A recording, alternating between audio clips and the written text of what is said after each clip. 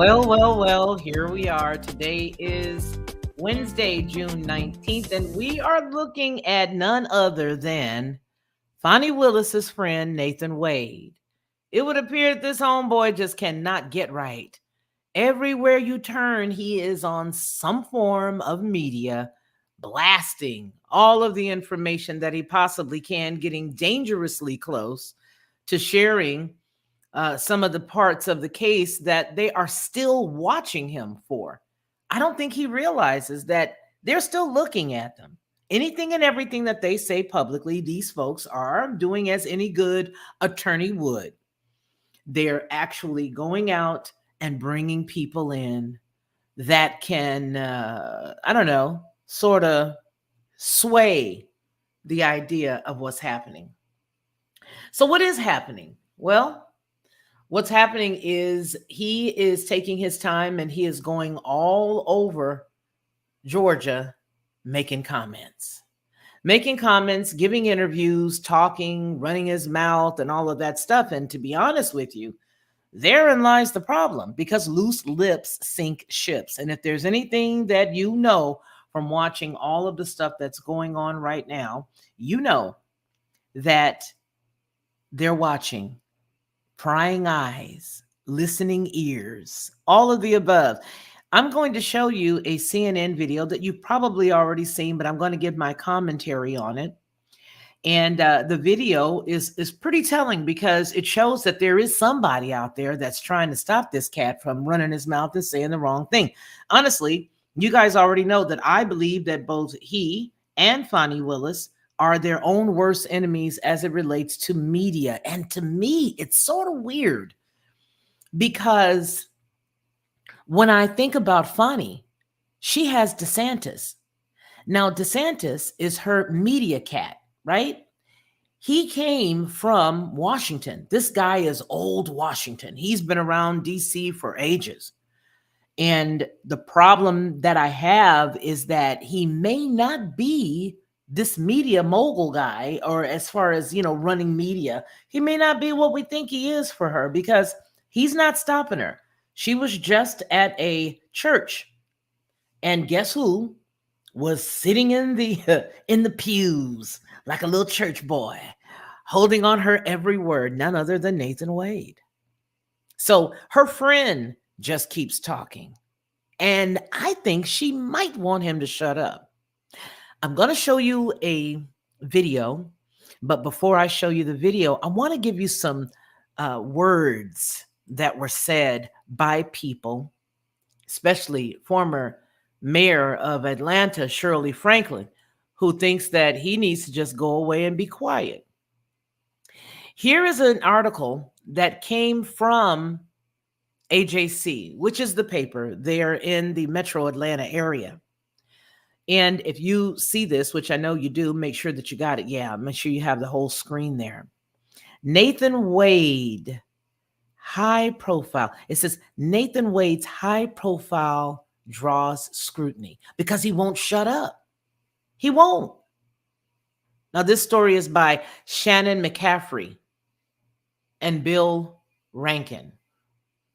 Quote, he has popped up on 3 national news outlets, celebrated publicly at Fani Willis's primary night victory party, and watched from a pew as the district attorney delivered a speech to Black church leaders. Now it says here, lately, Nathan Wade has been hard to miss. You couldn't miss him. Wade's romance with Willis nearly upended the Fulton County's election interference case against former President Donald Trump, and still could if an appeals court sides with the defense. After he resigned, some thought the former special prosecutor, would sort of keep a low profile. Instead, Wade has grabbed the spotlight with a blitz of national interviews, even as the Georgia Court of Appeals is scrutinizing whether his relationship with the DA, Fani Willis, could disqualify her from the case. Now, let me highlight this because she seems to feel as if she's been over-sexualized in the media. And according to one of the things that I saw her saying on on CNN. She was basically, and I looked at the CNN coverage because that's where you can hear their liberal tears. She was basically saying that, hey, even Giuliani made a comment about my Fanny, calling me Fanny. My name is Fani, not Fanny. But they seem to take some pleasure and some pride, she states, and I'm paraphrasing here, by referring to a woman's bottom when they call my name. Now, I did see the clip, and I do believe that it was quite rude. But, it's par for the course when you are a public figure. I mean, remember Giuliani, he's not beyond reproach. He's not above reproach. He had all of that dye. What is that stuff? The hair club for men color. What was that color? He had all of that black stuff running down the side of his face after they tried to tint his hair. So, we talked about him as well. Now it goes on to say that it isn't sitting well with some of Willis's allies. Here is what the former mayor of Atlanta, Shirley Franklin, said. She says, quote, and this is very impactful, even though it's one concise sentence. She says, I think it's an unnecessary distraction and disrespectful to both the process and to the DA for Wade to be giving interviews at this time. Bingo, bango, absolutely. So it sort of makes you wonder, what is his goal? Why is he doing it? What is the purpose of him making the comments that he's making? If you guys are not subscribed to the channel, please subscribe to the channel. I don't bite, especially on Wednesdays. I'm not going to be too, promising about Thursdays or Tuesdays, but surely today being a Wednesday, you are absolutely safe to click the button and become a subscriber over there on the Lockhart Perspective or Headlines with a Voice that are joining us right now. I'm going to make this bigger because I think you need to see more of it. Let me come back on this side and check to make sure you guys, oh yeah, that's beautiful. Are you kidding me? That's great. You can't get any better than this right here. This is great. So what she said was absolutely true. Now, the Georgia State University Law School professor Anthony Michael Kress speculated that Wade might be seeking a television contract, saying, quote, and how can that be a positive thing for the Fulton County DA's office? He goes on to say that I think it would be a constant worry that some internal deliberations might get slipped on national television, he said, posted on X. Now, contacted by the Atlanta Journal-Constitution, Andrew Evans, a lawyer for Wade, said that he had no comment. However, on that program that we're talking about, he got asked a couple of questions. One of them was, is everything okay? I'm going to get to that piece in a minute. Now, when the news of Wade's and Willis's relationship broke earlier this year, it sidelined the Fulton County election interference case against Donald Trump and 14 of his remaining co-defendants for 2 months. Willis had paid Wade more than $700,000 for his work, and defense attorneys argued that created a conflict of interest that should disqualify the DA and her entire office. Now, we all watched as Superior Court Judge Scott McAfee ruled in March that Willis could stay, but only if she got rid of Wade. So one or the other had to go, and only hours after that, Wade resigned. Now, just days after, Wade set out to break his silence with an interview on NBC's Meet the Press. NBC was already promoting the exclusive interview when Wade abruptly canceled, citing family emergencies. But that didn't stop him in early May when he sat down for an interview with ABC News, where he said workplace romances are, get this and remember this, they're as American as apple pie. We do it all the time, is what the brother was trying to tell you. Don't you know, Fanny ain't the only one that I done the Fanny thing with. It ain't just Fanny, it's others. You just check my profile. I'm that dude. Anyway, he was soon on MSNBC discussing, among other things, the threats that he received while working on the Trump case. So I wonder if he's getting any now, telling him to just shut up, be quiet. We can still hear you. You're breathing? Dude. Shh. His appearance last week on CNN went viral, and that's the one that we're going to look at right now to refresh everybody's memory. After a bizarre moment when his media consultant halted the interview and pulled Wade aside, presumably to discuss his answers to the questions about a timeline of his relationship. Now that's where we are going right this second, because you can't talk about this any further without actually seeing it. So let's get on with that. Let's get on with it. There you go. Hopefully it'll queue up perfectly, and it did. And I'm going to give it the full screen. I'll pull this back some. What is your current relationship with the district attorney? Just as outlined earlier, we are great friends. We speak regularly. The conversation has changed, though. Whereas before, our conversations were about this case.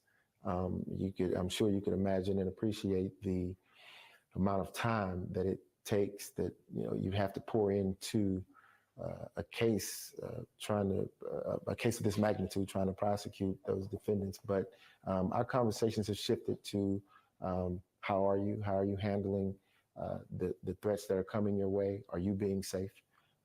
And democracy, the case will live on, kind of thing. Just to clarify, when did the romantic relationship between the two of you start? Yeah, so we get into. There's been this effort to say that okay, these exact dates are at issue, and these exact dates are. I'm getting signaled here.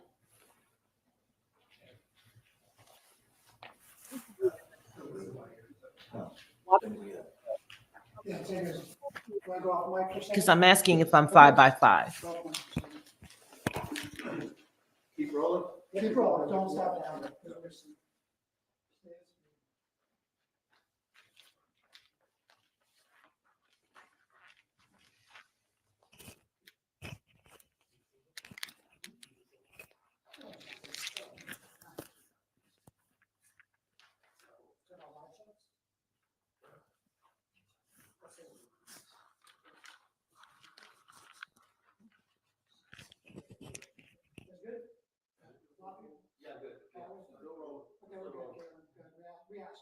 Everything okay? Yeah. Just to revisit the question, it was to clarify when the romantic relationship started and when it ended. Sure. So, I believe that the public has, through the testimony and other interviews, the public has a clear snapshot that this is clearly just a distraction.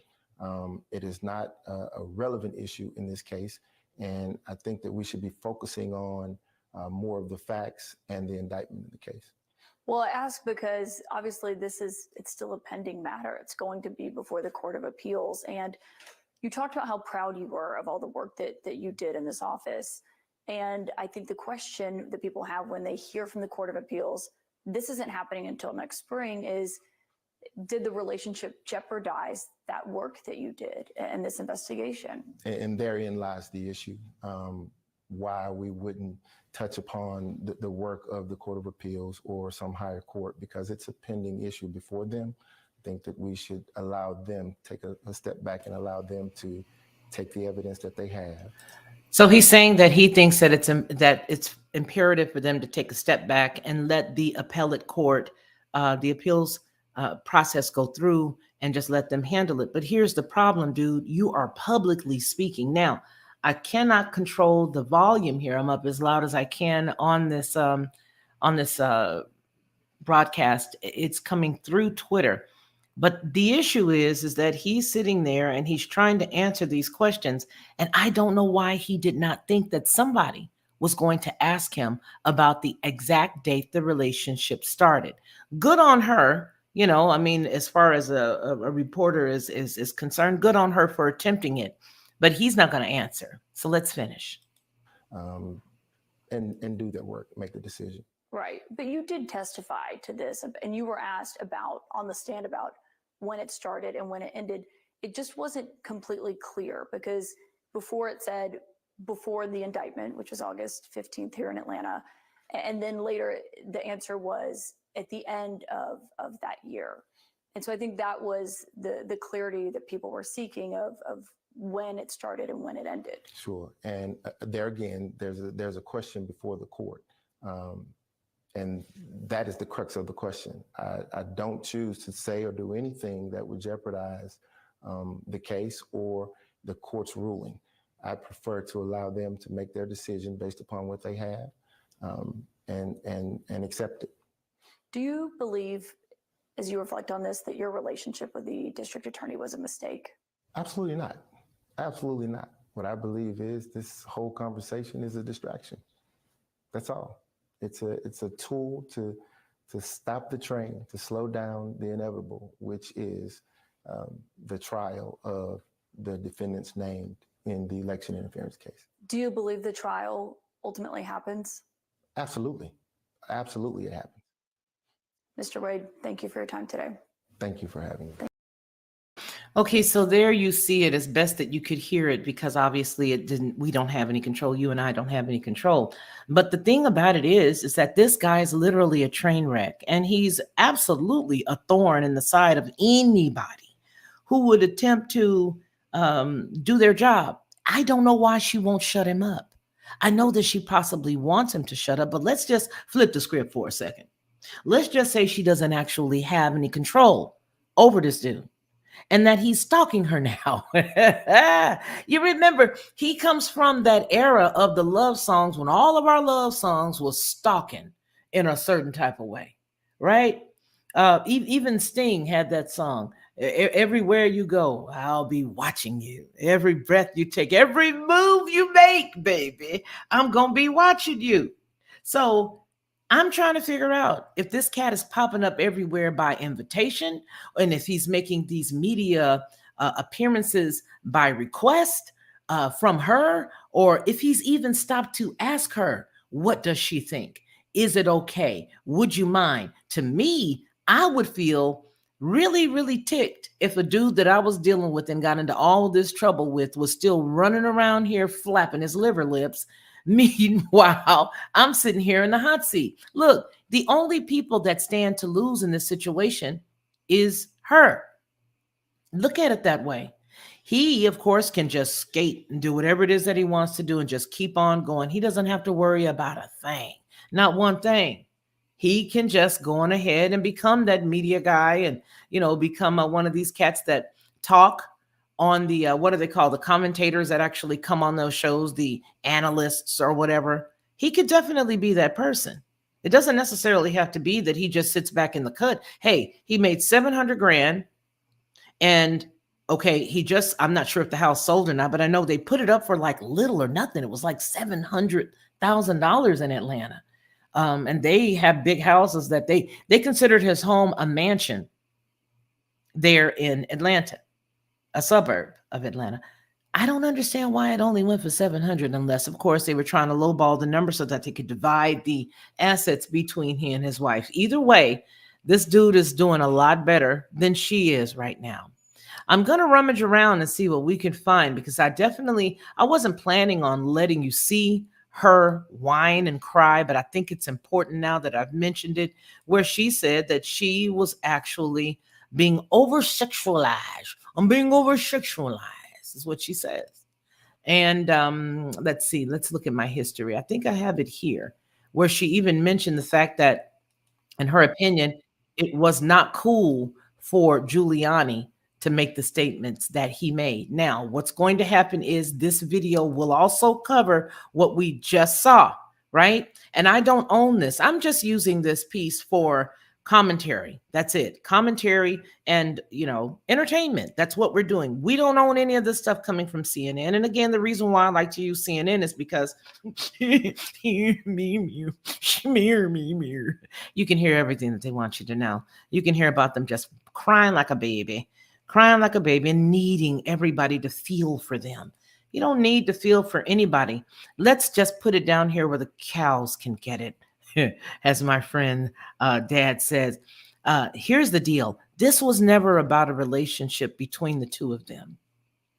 Once that became an established point, and once they established the fact that it did take place prior to the case starting with Trump, we needed to look at the multi-prongs of this case. And the other prongs are this.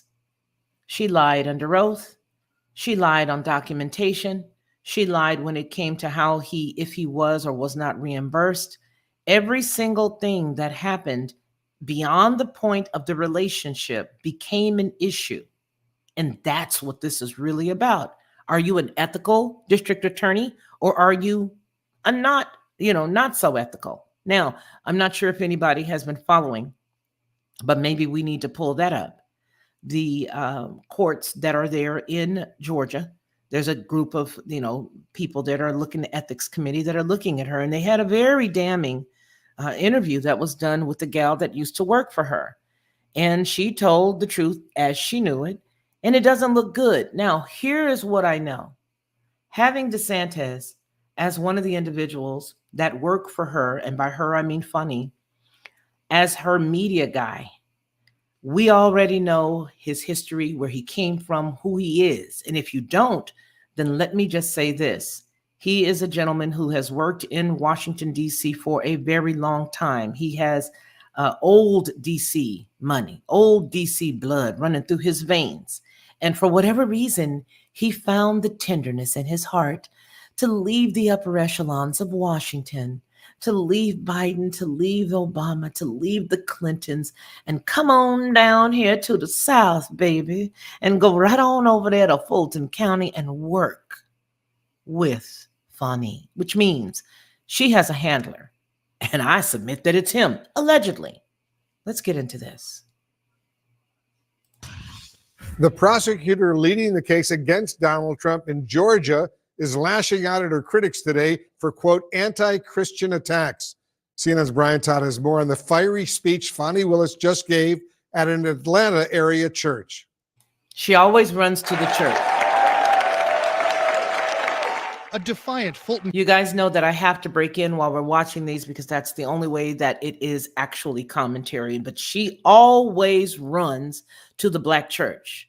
And I personally feel like every time I turn around, when people start running to the Black church, why aren't the Black people more informed? Is it because they just, are so busy that they just want to cut to the chase and get the cliff notes and not necessarily the essence of what it is they're watching? Is it because they refuse to read? Is it because they refuse to do any research? Why does this always work? Why is it all? Let me be quiet because I can already feel I'm about to start cooking, and I want y'all to hear this. Let me stop because I just want that. Please put it down in the comments why you think they always run to the Black churches, and it works every time. Maybe that's my answer. County District Attorney delivers a message to her detractors. Black women are sick and tired of being sick and tired. During an appearance today at an African Methodist Episcopal church outside Atlanta, Fani Willis talked about what she's gone through since former President Donald Trump tried to get her removed from prosecuting his election subversion case in Georgia, and since Nathan Wade resigned as a prosecutor in the case because of their previous relationship. What can I say? I lived the experience of a Black woman who is attacked and over-sexualized.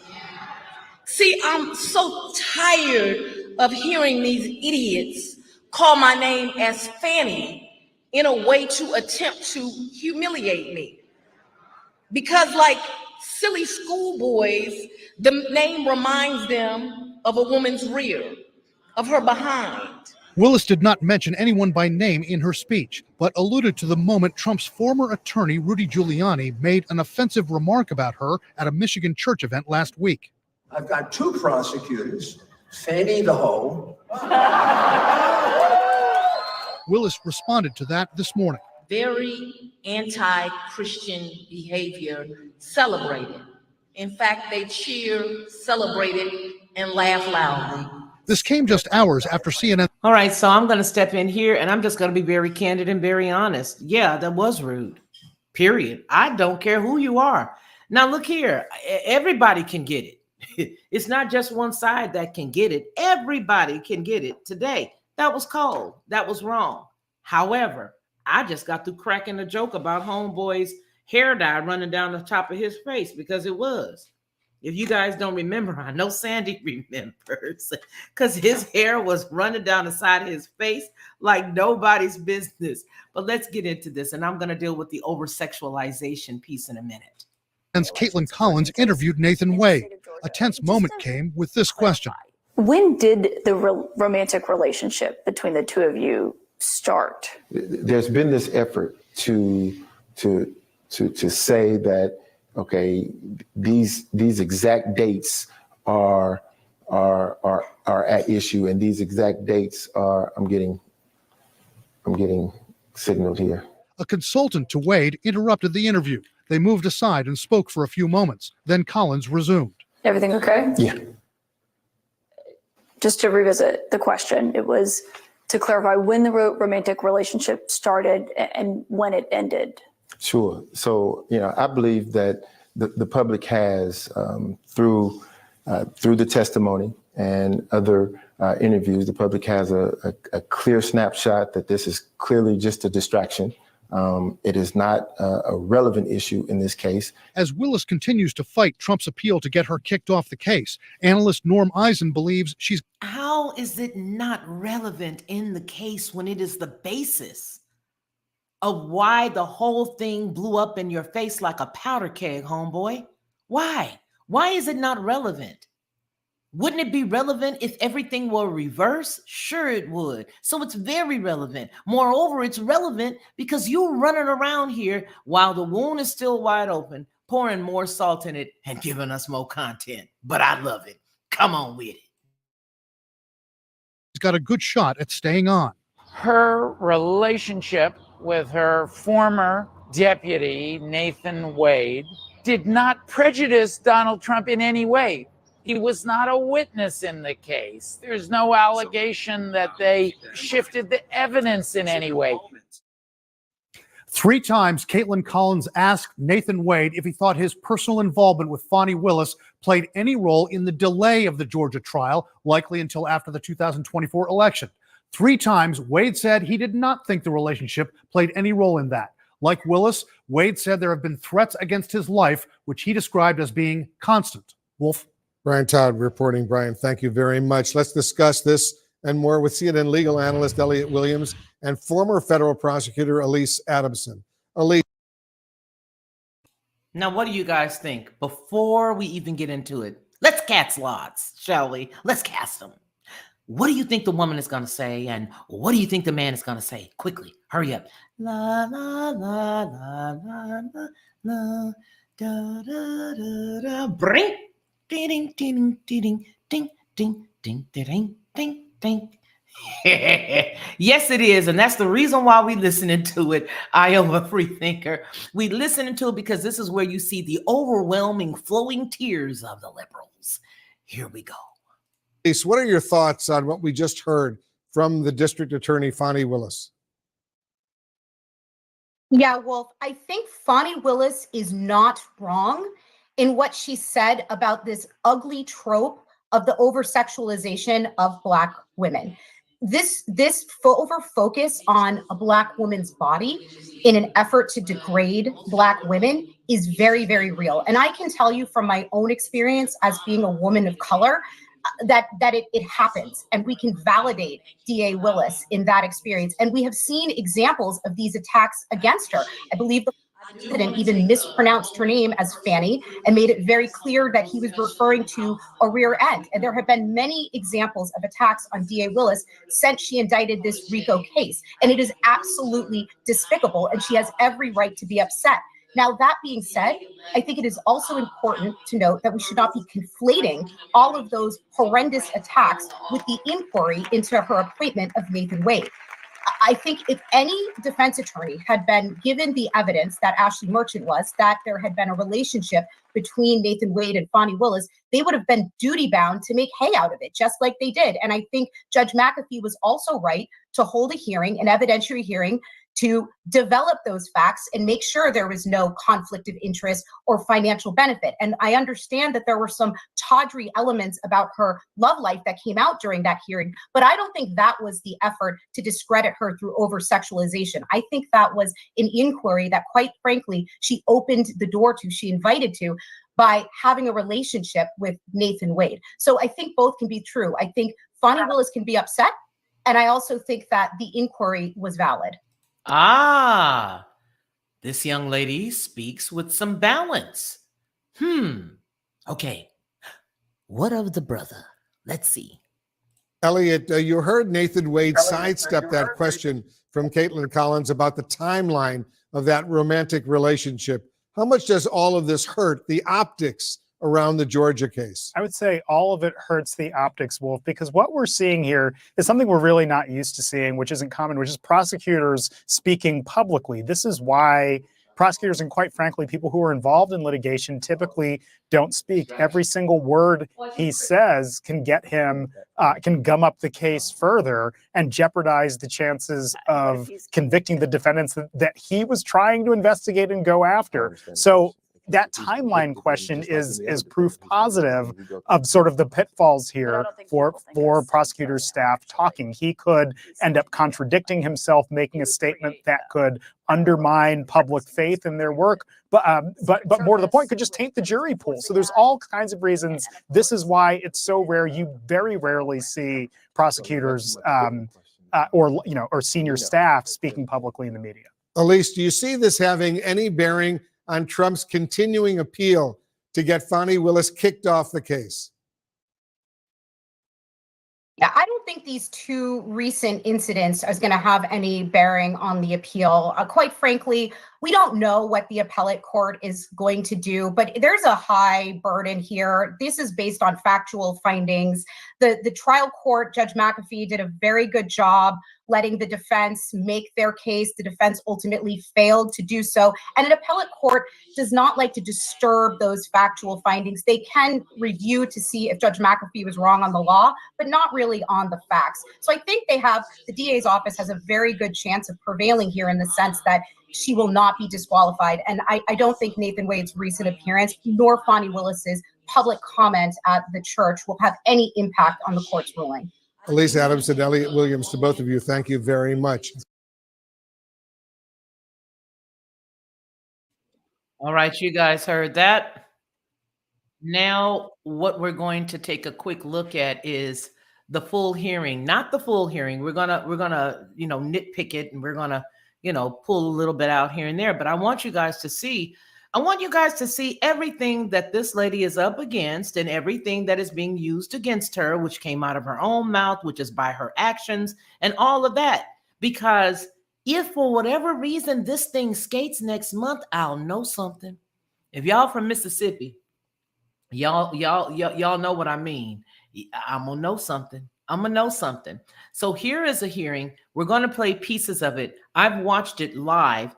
And so what I want to do is I want to let you guys see it, because these are the people who are looking at Fani, and they are the individuals that are dealing with her as it relates to this case and everything that she has done. Now, let me say this, because I do want to deal with the particulars that we just listened to. Now, when she stated that she was being over-sexualized, I don't believe she was being sexualized at all. In my opinion, I believe that people were making jokes and it was just, a convenient joke. I think when I think of sexualized, I don't know, maybe I'm taking it the wrong way. I'm thinking of in person, pinching somebody. I guess that would be considered just blatant harassment. But I don't see the balance between what she said in that church and the reality of what was really going on, other than the fact that she is a public figure and that people do make fun of public figures. I mean, look at what I call Mr. Trump. Everybody who knows me knows that I call him Mr. Naranga because of the orange hair, even though his hair ain't orange no more. And he looked like he got a comb over it. But that's what I say about him. And he's also huge, but his son is bigger in an Anunnaki type of way, right? His son is taller, bigger than he is, and I don't know, like a Nephilim kind of way. But that's for another show.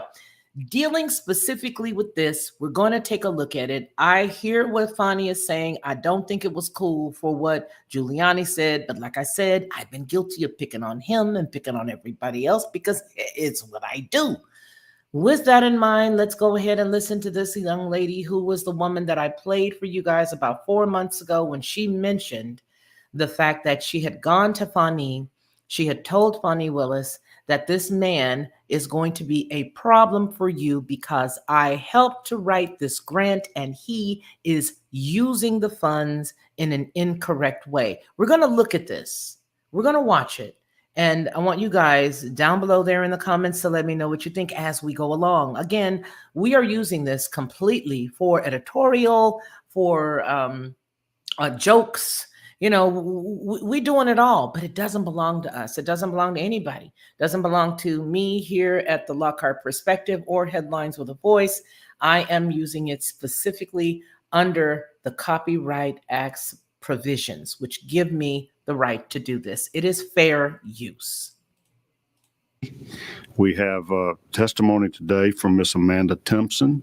She was a former director of the Juvenile Diversion Program with the Fulton County District Attorney's Office. She has voluntarily come forward during the legislative session and presented information to me about the running of the DA's office and some misappropriation of federal grant funds. I subsequently asked her to give me some documentation to give me some proof of that. Come on in, Senator Estevez, sit wherever you would like to. And Senator Butler, you may sit at any place you want to. These are not assigned seats. If you have another place you'd prefer to sit, that's fine. Okay. So I've looked at some of the materials. She has a notebook full of information here today, and I have not copies of the committee unless we'll find out what you have that is not privileged or confidential and that is relevant as we proceed. So what I'd like to do is I'm going to swear you in. You have your counsel with you, Mr. Mario Williams, is that right?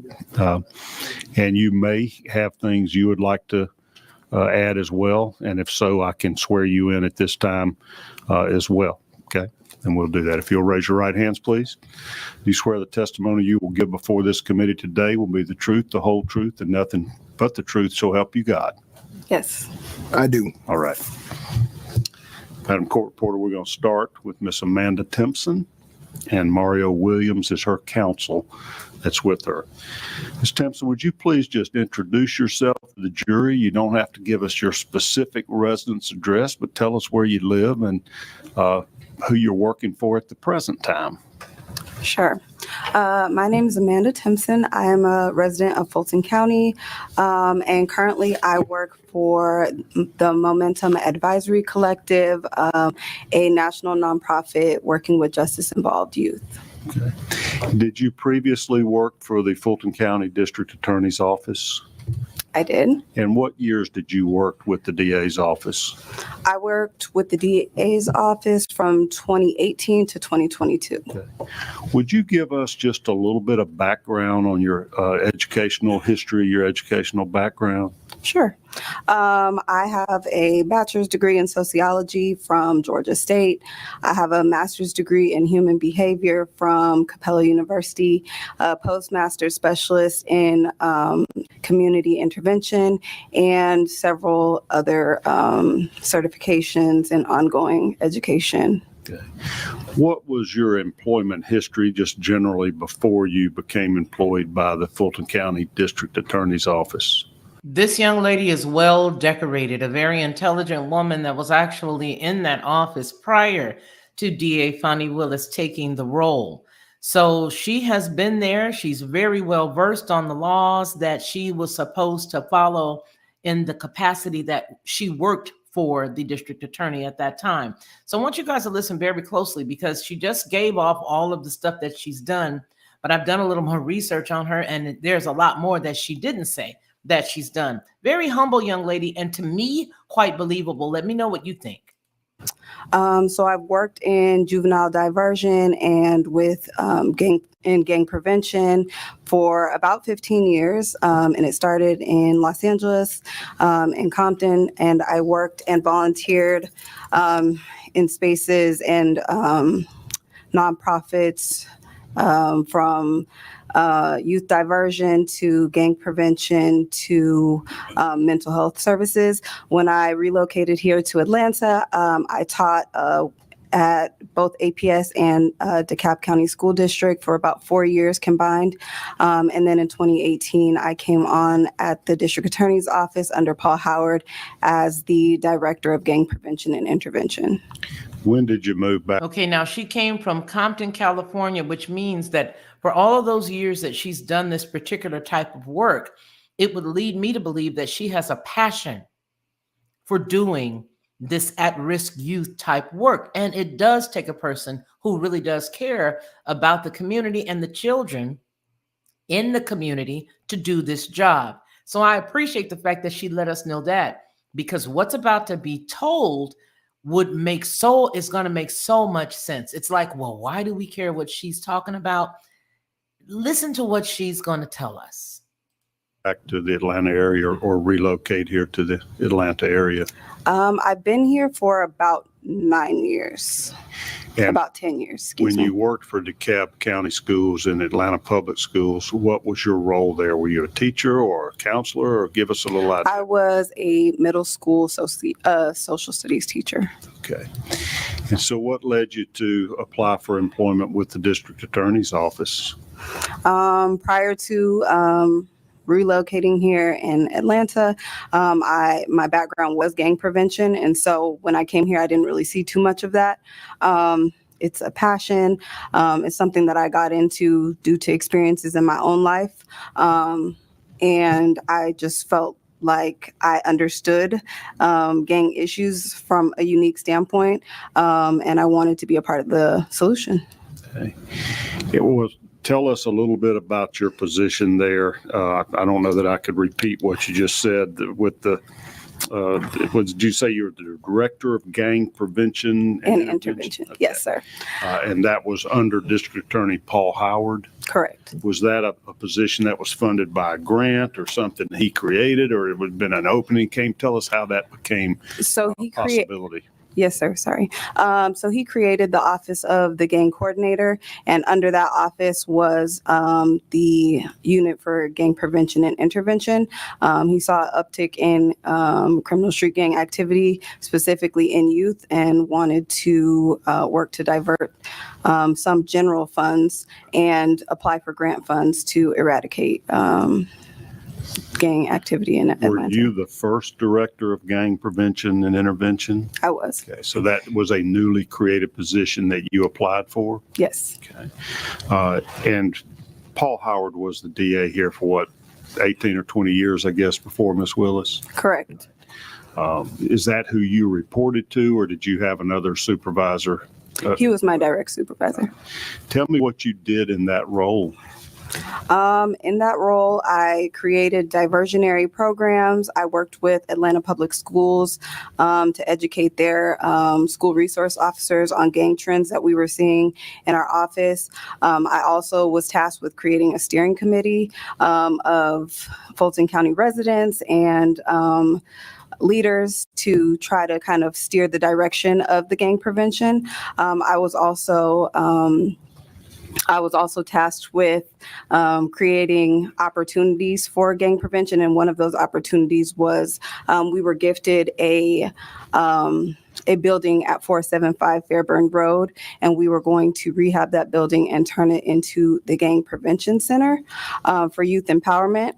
And so I managed all functions of that center, including creating programming and working with partners in the community, as well as the rehabilitation. So working with engineers, contractors, et cetera. So you helped develop that center, get it retrofitted or refurbished or whatever for those purposes. Yes, sir. So that was a gift. Some citizen donated that for that purpose, or? It was actually donated by the county. I'm not sure exactly that process. It happened prior to me coming on board, I believe in 2017. The county gifted it to the DA's office, and the DA's office sought to create a gang prevention center. Okay. So now an actual gang prevention center, and you guys remember I lived in Atlanta, I lived in Georgia for 18 years. A gang prevention center in that community is definitely something that was well needed, well deserved, and well needed, specifically because it's going to be used as a net to catch the children who would otherwise, hang out at an ATM at night for not having money and bop somebody upside the head. It would literally prevent or help to stave off crime in that community. and it is rampant and it has increased. As a matter of fact, since this whole situation was going on over the past several months, Fani Willis's office has not been able, and they have just have not done their gig at all. They've only done a portion. Everything that's coming through there now is all sensationalized. However, what this gal was doing, dealing with the contractors, working directly for the then deputy, I mean, not, he wasn't the deputy, he was actually the district attorney. She was working directly for him. What this did was it prevented the children in that community from being served based on the funds that were given to that county for the very need. Now, this is important because in a minute, you're going to hear them discuss how the funds were divvied out. Let's listen. So that may have been one of the motivating factors for creating your position once you had a facility there for youth gang prevention and intervention or whatnot at that point. Absolutely. Okay. So tell me about the funding. You mentioned that there were some general funds from Fulton County, and then there were federal grants that helped fund your position in this program. So my position was funded fully by the DA's office. And there were general funds allocated to rehab the building. The grant funds were allocated specifically to fund programming out of this building. So when we applied for the grant, we applied for it with the thought in mind that we already had this building and that we already had funds to rehab this building. So we got it contingent upon the building being there. And what, give me an idea of the amount of the grants or where they come from. Federal government, some department, what's the? Yes, there was one specific grant that was specific to the building, and that was the the 2020 OJJDP Gang Prevention Grant. And so that was given to us in October of 2020, and the amount was $488,564, I believe. All right, so tell me what that stands for. OJJDP. The Office of Juvenile Justice and Delinquency Prevention. So was that something that you had a part in applying for that grant? Yes, I helped co-write the grant. Myself, my colleague, and our grant writer all contributed to co-writing that grant in early 2020, I believe. So you submit that to the Office of Juvenile Justice at the federal level. Yes, sir. I guess other DA offices around the country also can apply for these type of grants. Yes, they're very competitive. All right. And you won. You got it was granted to you. Yes, sir. All right. And that amount was $488,564. Yes.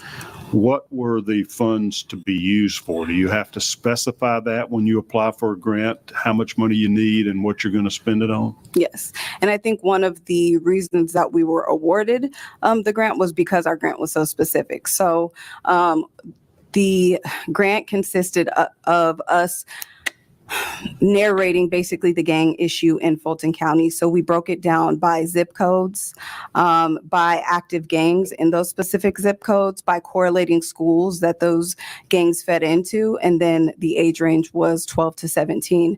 So ultimately, the grant funds were supposed to be allocated for the programming that fit that age range, that population. And so the programming would consist of sub-awardees, which are other organizations that are doing the work in the community. We don't necessarily do all of the work. A lot of times we manage the work. But all of that was supposed to be done out of the gang center, if that makes sense. That does. So you as the coordinator would have other private organizations that are charitable organizations wanting to intervene with troubled youth to prevent gang violence. Yes, and in this situation, it was all nonprofits and excluding Fulton County schools and Atlanta Public Schools. Were they engaged or involved as well? Yes. But you didn't have to pay them for their services. We did. Some of these nonprofits you would provide funding to funneled through this grant? Correct. Okay. What are the rules Let's speed it up, around you guys, federal because I want to grants? give You you sound guys a pretty prize from savvy about that. Are there 21? standing Atlanta Fulton DA office program? Yes, sir. Was in place long before Fani Willis was elected. Yes, ma'am. Sir. So she inherited it, so to speak. Yes. And did she take over the program after that, or did she designate a specific individual in the DA's office to monitor or manage that? Yes. Michael Cuffey, he was at the time, he was the chief programs officer. Okay. And he oversaw all programs. So he was my direct supervisor at the time. And he was the direct supervisor over myself and the junior DA program as well. All right, so I want you guys to look at it. Look at the logistics. She was the person who was over it. She and 2 other people there in the office spearheaded the writing of the grant. And with all specificity, she and the 2 others there in the office wrote the grant in such a way that they would earn the funds because they were very specific. Now, I'm not sure how many people here in the chat have worked with grant writing, but if you have, you know that whatever you say, or let me put it this way, when these grants become available from the United States government, they are very specific. They tell you what you can't do, how it can be used, cannot be used. And based on what she just said, they were very specific, almost to the penny, as to what the funds were going to be used for. Moreover, she was the individual under the previous district attorney to actually oversee that office. Now enters Mr. Cuffey.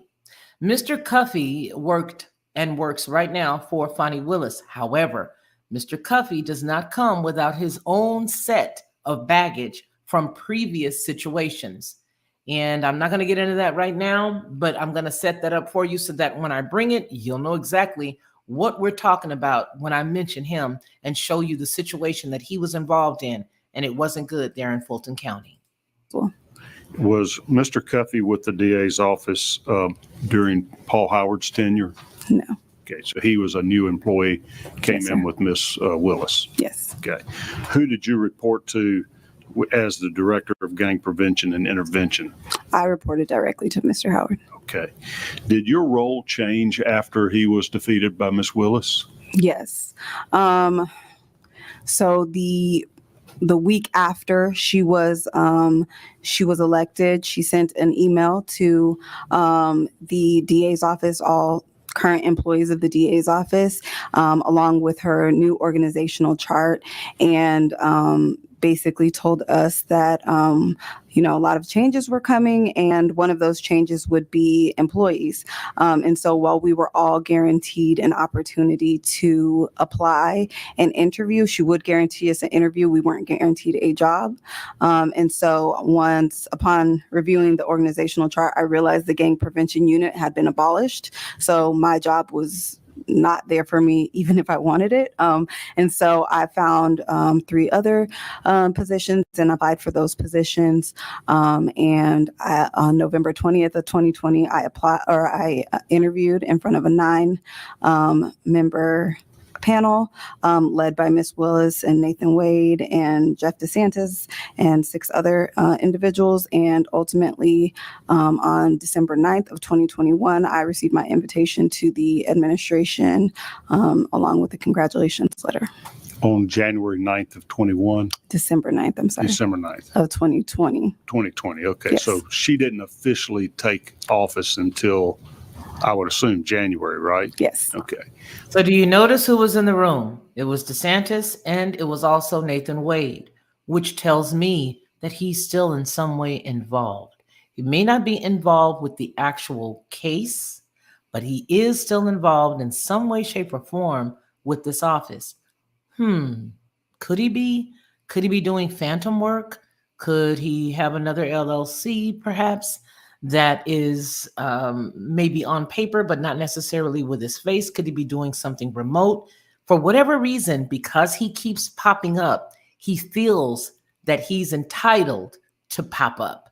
Now, what this lady has just talked about is really important because the DeSantis cat that I just mentioned and Nathan Wade were a big part of deciding who was going to remain in that office and who was not. But she went ahead and was having the transition, hiring new people. All right.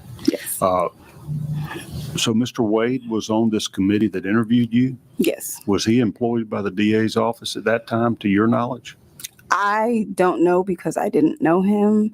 I just knew that he was, I would see him around the office, but also I just knew that he was one of the main ones leading the interview. And so I just took notice between Miss Willis, Jeff DeSantis, and Nathan Wade because they were the main ones leading the interview. And who is Jeff DeSantis? I believe he is her media personnel, but I know he's an attorney, but I don't know his exact title in her office. Had he previously been employed by the district attorney's office? No, he had not. So he was a new player in the game. Yes. Okay. So your interview must have gone well? It did. And you were awarded the job? I was. What was the new job? You said there were 2 or 3 different positions you looked at in the new administration. Yes. So my new position was the director of juvenile diversion. So still working with troubled youth. Yes. Was that just a renamed department as the reorganization, new organizational chart went, or was it very similar in duties or something totally different? It was a little bit of both. Similar because I worked with the same population, different in that it wasn't specific to gang related or gang involvement, and also different because the focus of gang reduction kind of shifted, and it was a lot more just open, I would say, like as far as just any youth who were justice involved. So I would work a lot with juvenile court.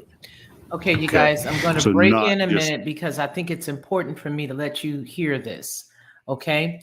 When the question was raised, well, who is he? This is coming from the web. All right. There are several different documents that are talking about who he is. And I'm just going to read it. Quote, Biden's Fulton County fixer. Who is Jeff DeSantis?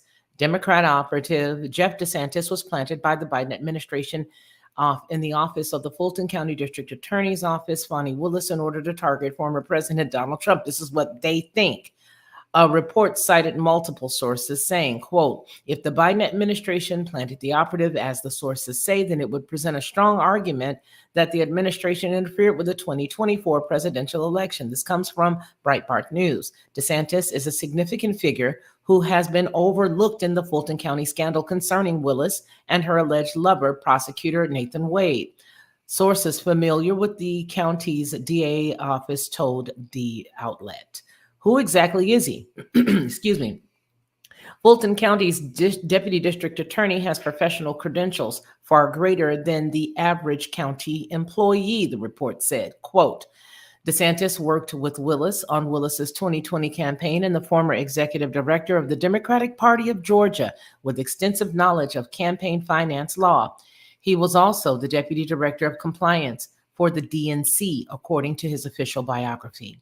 Quote, Jeff has also worked for candidates in 30 states, running a variety of offices, including President of the United States Senator, Governor, United States Senator, States Representative, Attorney General, District Attorney, and Mayor, as well as for National Political Party Committee. He has served as a campaign manager, media consultant, pollster, press spokesperson, research director, and policy advisor. It goes on to add, DeSantis is the one pulling the strings in Fulton County's case against Trump, as the source told Breitbart. It continues with, he was the one that walled her or Willis's office off. He was in every important meeting. He is the brainchild behind this. That is the connection to the White House. Sources told Breitbart News they were 100% certain that DeSantis was the inside man Team Biden planted in the Fulton County office. And here's another quote. Anyone that has common sense knows that the White House has been involved in this prosecution. This didn't just miraculously happen. Of course, she's Willis, not going to prosecute the former president of the United States without the current administration's approval. So that's the piece that I wanted to read to you. I'm going to copy this now and put it down in the body. I'm not sure if you guys can get it, but here it is. All right, so let's see. I'm not sure if you're going to be able to capture it, but nonetheless, that's where I'm reading that from. With that said, don't know how that's going to affect the channel, but we'll see. I really don't care, okay? It's truth, and I'm not about to run from that. Let me let you guys continue to hear this. Here you go. Specific to juvenile gangs, any juvenile problems or issues. Correct. Okay. Now, same salary in the new position, or yes. Okay. Was there any unit that dealt specifically with youth gangs under this reorganization, or it kind of came under your umbrella as the director of juvenile diversion programs? Yes, there was. So it came under my purview. So there was no more gang specific unit other than the prosecution unit, the gang unit of attorneys IM program. So there was no programs for. We are kind of learning as we go how massive the DA's office is. Do you know how many employees totally in the Fulton DA's office? I don't. Hundreds. Do you know how many attorneys, assistant district attorneys? If I even spoke on it, I wouldn't be accurate because I haven't been there in 2 years. However, I know there's hundreds. All right. At least And 150, it sounds like I would think. hundreds of support staff or other administrative personnel such as yourself as well. Absolutely. Okay. So this is in this new positions when you began reporting to Michael Cuffey? Yes. All right. Did you continue to supervise the OJJDP grant? Yes. In your new position? Yes. I was actually written into the grant as the grant project director. So no matter what I did, if that grant was valid, I would be supervising the grant. All right. But you weren't paid through the grant? No. All right. And did you continue running the junior DA program? Yes, for a short time. All right. All right. Well, as 2021 begins, you're in your new role that has the same duties and more, and you're now reporting to Michael Cuffey instead of Paul Howard. Correct. Did you notice any irregularities or problems with the administration of this OJJDP grant? Yes. In early March of 2021, after a lot of the administrative work was done on the grant, we need to now get to work. And so Michael Cuffey, who is the new chief programs officer, invited myself and my colleague, who also co-wrote the grant, into a meeting just so he could understand the scope of the grant. In this meeting, this was the first time that he kind of mentioned that what he wanted to spend the grant on, and he articulated that he wanted to spend the grant on computers, travel, and swag. And at the time, we were saying swag because there was a lot of rebranding going on. And so like each unit now had their own sweaters and their own mugs and stuff. And there was a complete and total rehaul of the building and stuff. So this idea of having swag was like a big thing. So those are the three things. Trinkets. These are pins and coffee cups and T-shirts and sweatshirts, things promoting the new district attorney. Correct. Okay. And I'm going to stop and say this because this is a big issue. You find that whenever, and I'm going to just put it out there, people don't like it. You know what? I'm not going to apologize because you know it. If you get upset with me, you know I'm not lying. A lot of times when we get involved in things like this, where we can show off who we are, especially these folks who graduated with belonging to sororities and fraternities, you see grown rump men running around with purple and gold sweatshirts, boasting the names of their fraternities. And the same with these grown old women running around with pink and green and red and white and blue and white. signifying their sororities and their fraternities. This is exactly a problem within our community, especially when we get access to funds. We are consumers, and this is not something I'm saying that's not a real deal. It's something we need to check, because this mindset is exactly what she's expressing. We're going to get quote unquote swag. Swag. What grown rump man says a term like swag? Let's listen. So I quickly kind of interjected and let him know that those were not things that we could do with the grant. At that point, it seemed as if he hadn't read the grant narrative. And so I just wanted to educate him. I was a bit concerned, but at that point, it was the first time I had heard of it. I just tried to kind of set him straight and tell him like, oh, we can't do that. It's really specific. And it's specific to programming. We can't buy any equipment. And that was a huge thing, because in the grant narrative, in the grant budget, it says specifically no equipment. And so his idea for wanting to get computers and even pay for travel, like those are completely out of the scope of the grant. Okay. And you know that because you wrote the grant? Correct. And in the grant plan, you tell how the money is going to be spent? Correct. And in the budget, you identify how it's intended to be spent? Correct. Did any of those documents provide for spending money on swag? No. Did any of those documents provide for spending money on computers or other equipment? No, sir. Did any of those documents or budgets provide for money to be spent for travel? No. Okay, I'm going to stop in here for a second.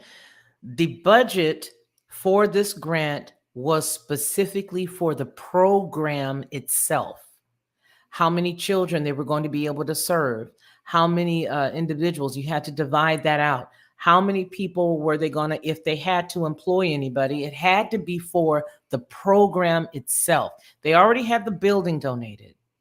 Now, if you want to keep Man and Pookie Nim from bopping somebody upside the head at the grocery store or whatever, because they're hungry or they don't have no money or they're disparaged or whatever the situation is, it's going to take dollars to do that, not freaking swag. Because you see, swag is what Pookie and Man them be trying to get, other than to eat, when they bopping you upside the head at the ATM and at the grocery store. Let's continue. And how about on the junior DA grant? I think we called that the JAG grant. Were you continuing to administer that in March of 2021? Yes. And did you notice or detect or hear about any intentions to improperly spend that money?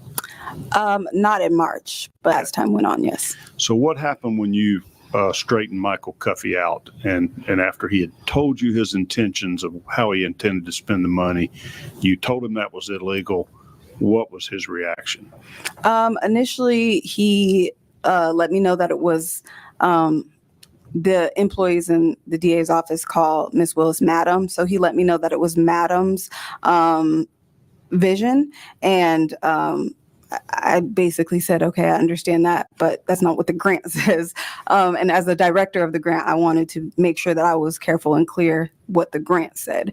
And this grant was written prior to her coming in the office. I assumed at the time that maybe they just weren't aware, but I just wanted to make him aware that that is not what the grant says. Okay.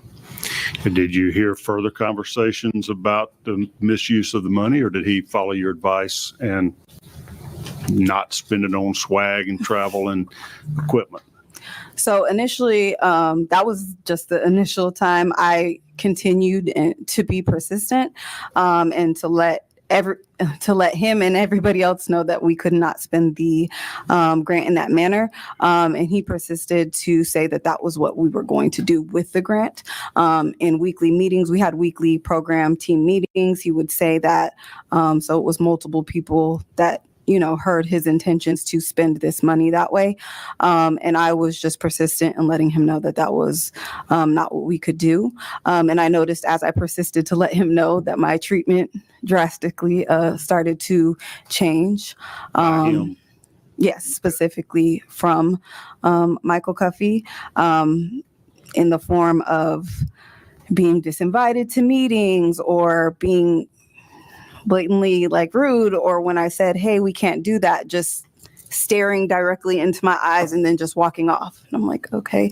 And I didn't know, if this was an intimidation factor or what was going on, but I just knew I had to stand my ground because I was, fearful of the misuse of funds. Okay. Well, so the story ends there, or did you continue your complaints? No, I continued my complaints. Ultimately, in May of 2021, the overwhelming retaliation and pushback got so bad. I sent an email to Ms. Willis and I told her that I had followed the chain of command to no avail and I really needed to speak with her. At this time, I believed that I'm going to speed this part up. She had no idea what was going on, and I wanted to make her aware of what I saw to be a potentially illegal and dangerous situation, and I didn't want there to be any scandal related to her administration. You sent that directly to her? I did. Did she reply? She did not. Okay. But I believe 2 or 3 days later, Mr. Cuffey approached me and said that he knew that I reached out to her and that no matter what I did, that she was just going to come back to him. And so at that point, I didn't really know who to go to or what to do, because when I attempted to make her aware of what I saw to be an illegal situation, it was told directly to the person that was doing what I saw to be illegal. Mr. Cuffey. Mr. Cuffey, okay. Correct. Did you complain to anybody else other than Mr. Cuffey in your email to Fani Willis? Not in my initial email. Things started to progress as far as my retaliation. It was almost daily that it was something. If it wasn't something, it was, something else. Eventually, the junior DA program started to near. And he started saying that he was going to be buying Apple products with the junior DA funds. Apple products like Apple iPhones or computers? Computers. Okay. And I don't know why, but he just really wanted these Apple computers. So I let him know that we couldn't do that with the junior DA fund either.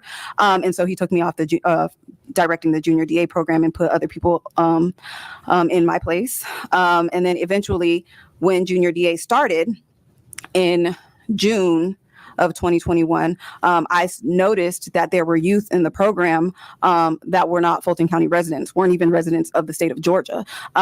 There were youth in the... Listen to this. I did speed it up because we want to get to the other portion where her attorney begins to speak, who is also a very well-versed man. However, this piece ticked me off. Because like I said, having lived in Georgia and having understood, even living in Carson, California, which is Compton, California adjacent. It's a suburb of Los Angeles County that I grew up in, not Compton. I wasn't living in Compton. My family, my father's an engineer. We stayed in Carson. There's people who got dads that are engineers in Compton as well. But the negative connotation to Compton is what I'm referencing. There are children who really do need help in those areas. This situation really burned my goat because this lady and this man, Mr. Cuffey, and by this lady, I mean Fani Willis, literally reached out beyond Georgia. Not just the counties in Georgia.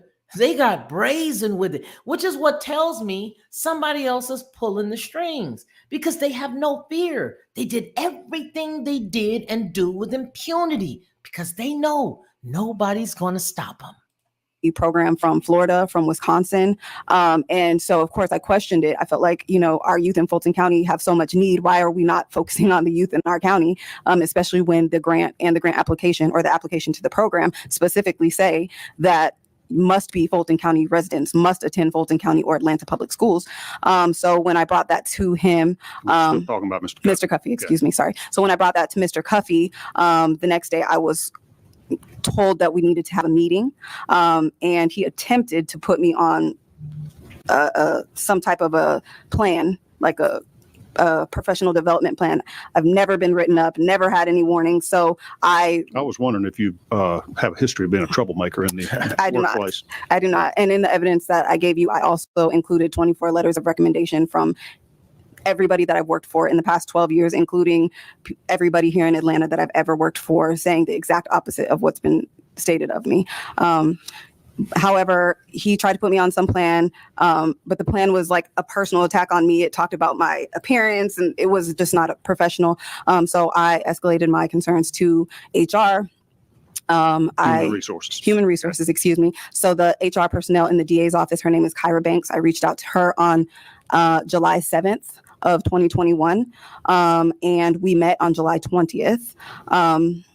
And I basically told her all of my concerns, and she said she took. But nothing's going to happen.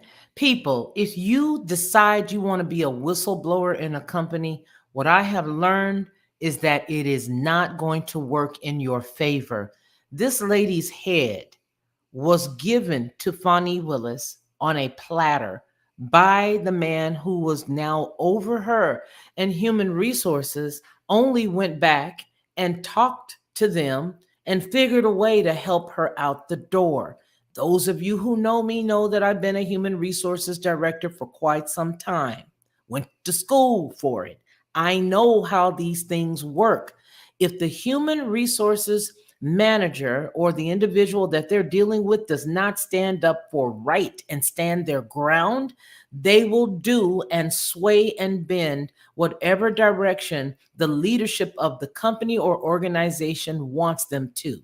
So in other words, if you don't take your chunkles and your ethics with you in this type of position, and you're not the type of person to tell them, hey, look, wait now, this is illegal and I'm not doing it. I had to tell a company, you can do it, but I'm not using my ink pen to do it. I'm letting you know right now that what you are talking about goes against Title VII. What you are talking about is against the law. I said, and I will not use my pen to do it. You do it. If you want it done, then you do it. I can be held liable and can be sued personally for this trash.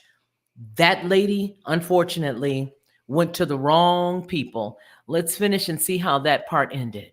Took notes and told me that she would escalate my matter on July 23rd. Escalate, in your view, means take it up a ladder to Yes. a higher somebody above Mr. Cuffey. Absolutely. Okay. On July 23rd, there was additional retaliation, and it was just so much. I was extremely anxious, even coming to work, because I just didn't know from day to day what type of retaliation I would receive. On July 26th, I reached out to Dexter Bond, who is the chief of staff in the DA's office. To Ms. Willis? Yes. Okay. And I reached out to Dexter because we worked in the previous administration together. He knew my work ethic. And I just felt like I needed somebody in the office to understand and know what was going on. And what was his role with Paul Howard? Under Paul, I think he wasn't chief of staff. I think he was I can't remember his exact role, if I'm being honest, but he was a high up position. Yeah. Okay. And he's an attorney as well. He had worked in higher levels of administration for DA Paul Howard as well. Yes, and I believe he worked with Paul Howard for like 7 years. So Okay. So you reached out to him. Yes. Directly. All right, tell us about that. And I told him there were youth in the junior DA program from out of the area. I told him how he treated me. I told him about the PDP. I told him about the OJJDP funds, and I sent him a copy of the PDP. And I told him specifically in a text. Well, I spoke to him in person, and then I sent him a picture of this professional development plan. And I said to him specifically that at this point in time, like, he's putting you guys in a situation where I have multiple potential lawsuits because of how he's treating me. And I said, I need to speak with Ms. Willis because I don't believe she knows. That was, I believe, at 11 o'clock in the morning. And then about 5, he responded back to the PDP by saying, wow, period. This is a problem, period. Then text me saying, you have a meeting with the DA at 3 p.m. This is in July of 21 sometime. Yes, this is July 26th of 2021. And so immediately, I felt like a weight was lifted. Finally, I'll get to let her know, because I felt like I was trying to, in part, protect her, protect the youth of Fulton County, and just protect the integrity of these grants. And so ultimately at 3 p.m., I went to Ms. Willis's office. Judging by Dexter was in this meeting, I could tell that she was already kind of briefed. And she said something to the effect of, now what's going on? So I went to speak and tell her, I said, I'm concerned about the way the grants, and I think I said something else, and she cut me right off in the middle of my sentence and said, effective immediately, you're going to be moved, and demoted me to the role of file clerk. So immediately, You went from a department head to a file clerk. Correct, a program head. And that's the thanks she gets for being a whistleblower. Why? Because every single person that works for this woman is on her team. And that's the reason why she brought the transition team in the beginning, to get rid of everybody out of the old regime. She wanted to get all of them out of there. So that's why she brought Mr. DeSantis and Mr. Wade to interview everybody. They sent a message out to all of them to say, hey, your job's not guaranteed. We are going to release everybody and start fresh with new interviews. Those people who we ask to stay, you'll stay. Those who we ask to leave, you will no longer have a position. So anybody that is on this woman's team, I need you guys to hear me, because if there's anybody going through this type of stuff on your regular everyday job, trust and believe this is a tactic that is used time and time again, ad nauseum. This tactic is used. They will help you out the door. And that's exactly what happened to her. She was feeling like, hey, I need to rattle these cages and tell these people this is illegal, this is wrong. I can only imagine her having a specific amount of pride about having put these grants together, knowing the ins and outs, having sat with the builders and the people that are going to refurbish the building and all of this stuff. And I can only imagine her every single day going into work saying, I wonder what it's going to be today. So if you're going to hang out in that kind of position, you're going to have to keep your head down and do your work. But if you don't want to be there, you need to get another gig and go. Because let me tell you something. These particular type of positions that are dealing with government are different than the general sector, in that in the general sector, your name can be mud quickly. It can be mud quickly here, but this is publicized, right? So she has a new job. But in the general sector, if you work in a specific type of business, if you don't plan on leaving the state and going far away, they're going to run your name down. There's only a couple of alternatives you have. Now, they demoted this woman from being a department head or, running a division of something to a freaking file clerk. And this came from the woman she was trying to protect. Look here. What's that old song? Don't save her. She don't want to be saved.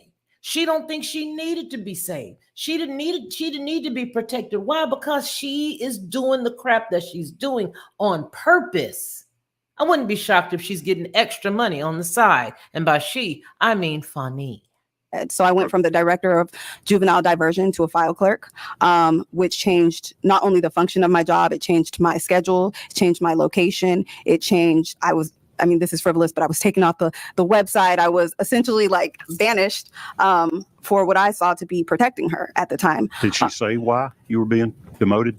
No, not at that time. The meeting lasted maybe 2 to 5 minutes because she cut me off immediately and told me I was demoted. So I was kind of left flabbergasted.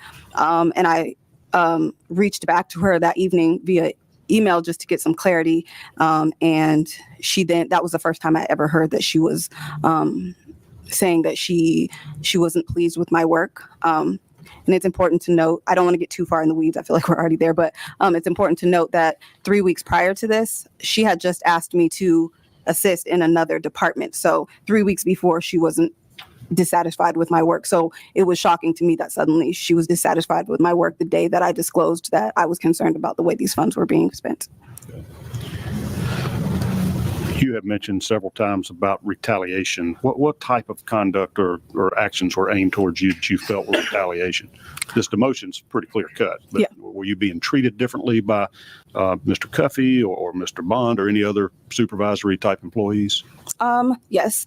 Treatment as far as, like I said, being disinvited to meetings, just the attitude of when I would ask for things or ask for additional guidance or feedback, it wouldn't happen. I also, in addition to, I sent him an email because he was essentially stifling my work. I was completing tasks that Ms. Willis had asked of me in previous meetings, and I would be asking him hey, did you get this to her? Hey, I've had this done. Did you look over it? I'm waiting for your feedback. and I was just essentially put on the back burner. Also, like the PDP, the demotion was the first act from Miss Willis directly. And then after that, because of the change in my work schedule and the change in my work location, I had asked for accommodations or a different setting because they were rehabbing the building, and it was causing me some health issues because I have existing condition. And I was told no, and told if I brought it up again, it would negatively impact my future evaluations, which would impact my employment. And about an hour later, my laptop was confiscated, so I couldn't work from home even if I wanted to. Sometimes I would come to work and now as a file clerk, I would literally be putting thousands of documents into alphabetical order and then creating an Excel spreadsheet. What department were you in as a file clerk? Were you changed to a different department or just removed as program head and kept in that same juvenile justice department? No, I was moved to record restriction, and then ultimately I became the file clerk liaison between pre-indictment, pretrial indictment diversion for adults and the record restriction. So stuff I've never done or have any type of. And so what that's going to set you up for, if you've never done that kind of work, is for unfair evaluations based on the work that you submit. So if for whatever reason this girl was not as intelligent as she is, and she did not know how to do a specific thing, there wouldn't have been any assistance for her. Therefore, she would have been qualified as not doing the type of work they needed her to do. She wouldn't have been fit for the job. This gets real nasty, but what I want to do now is I want to get over to her attorney.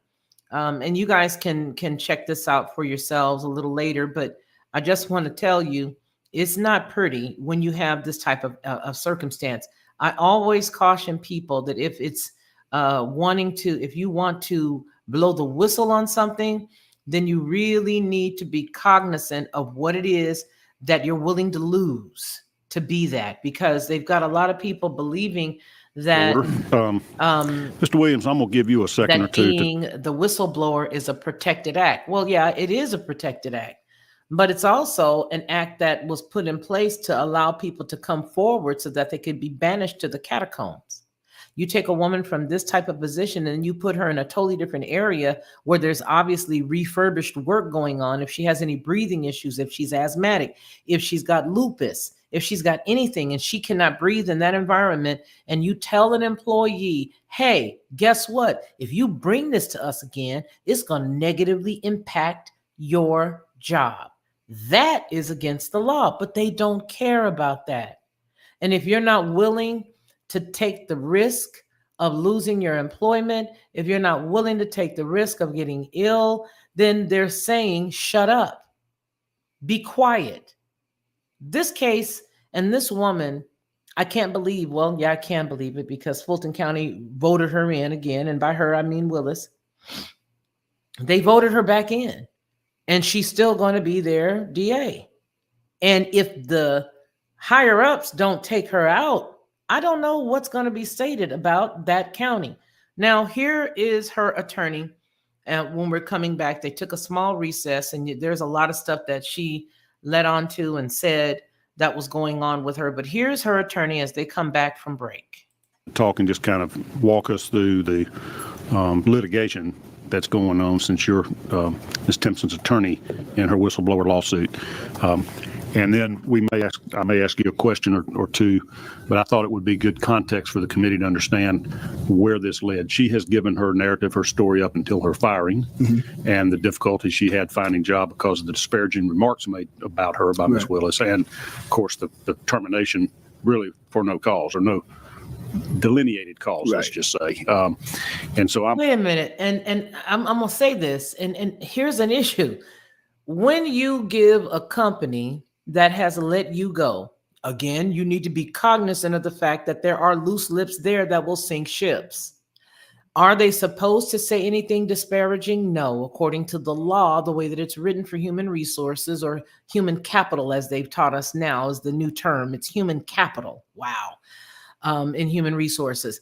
It's human capital. So when you're dealing with human capital and you're calling to check a reference, the only thing that they are supposed to be able to establish is A, did this person work there? And B, what position did they hold when they left? Period.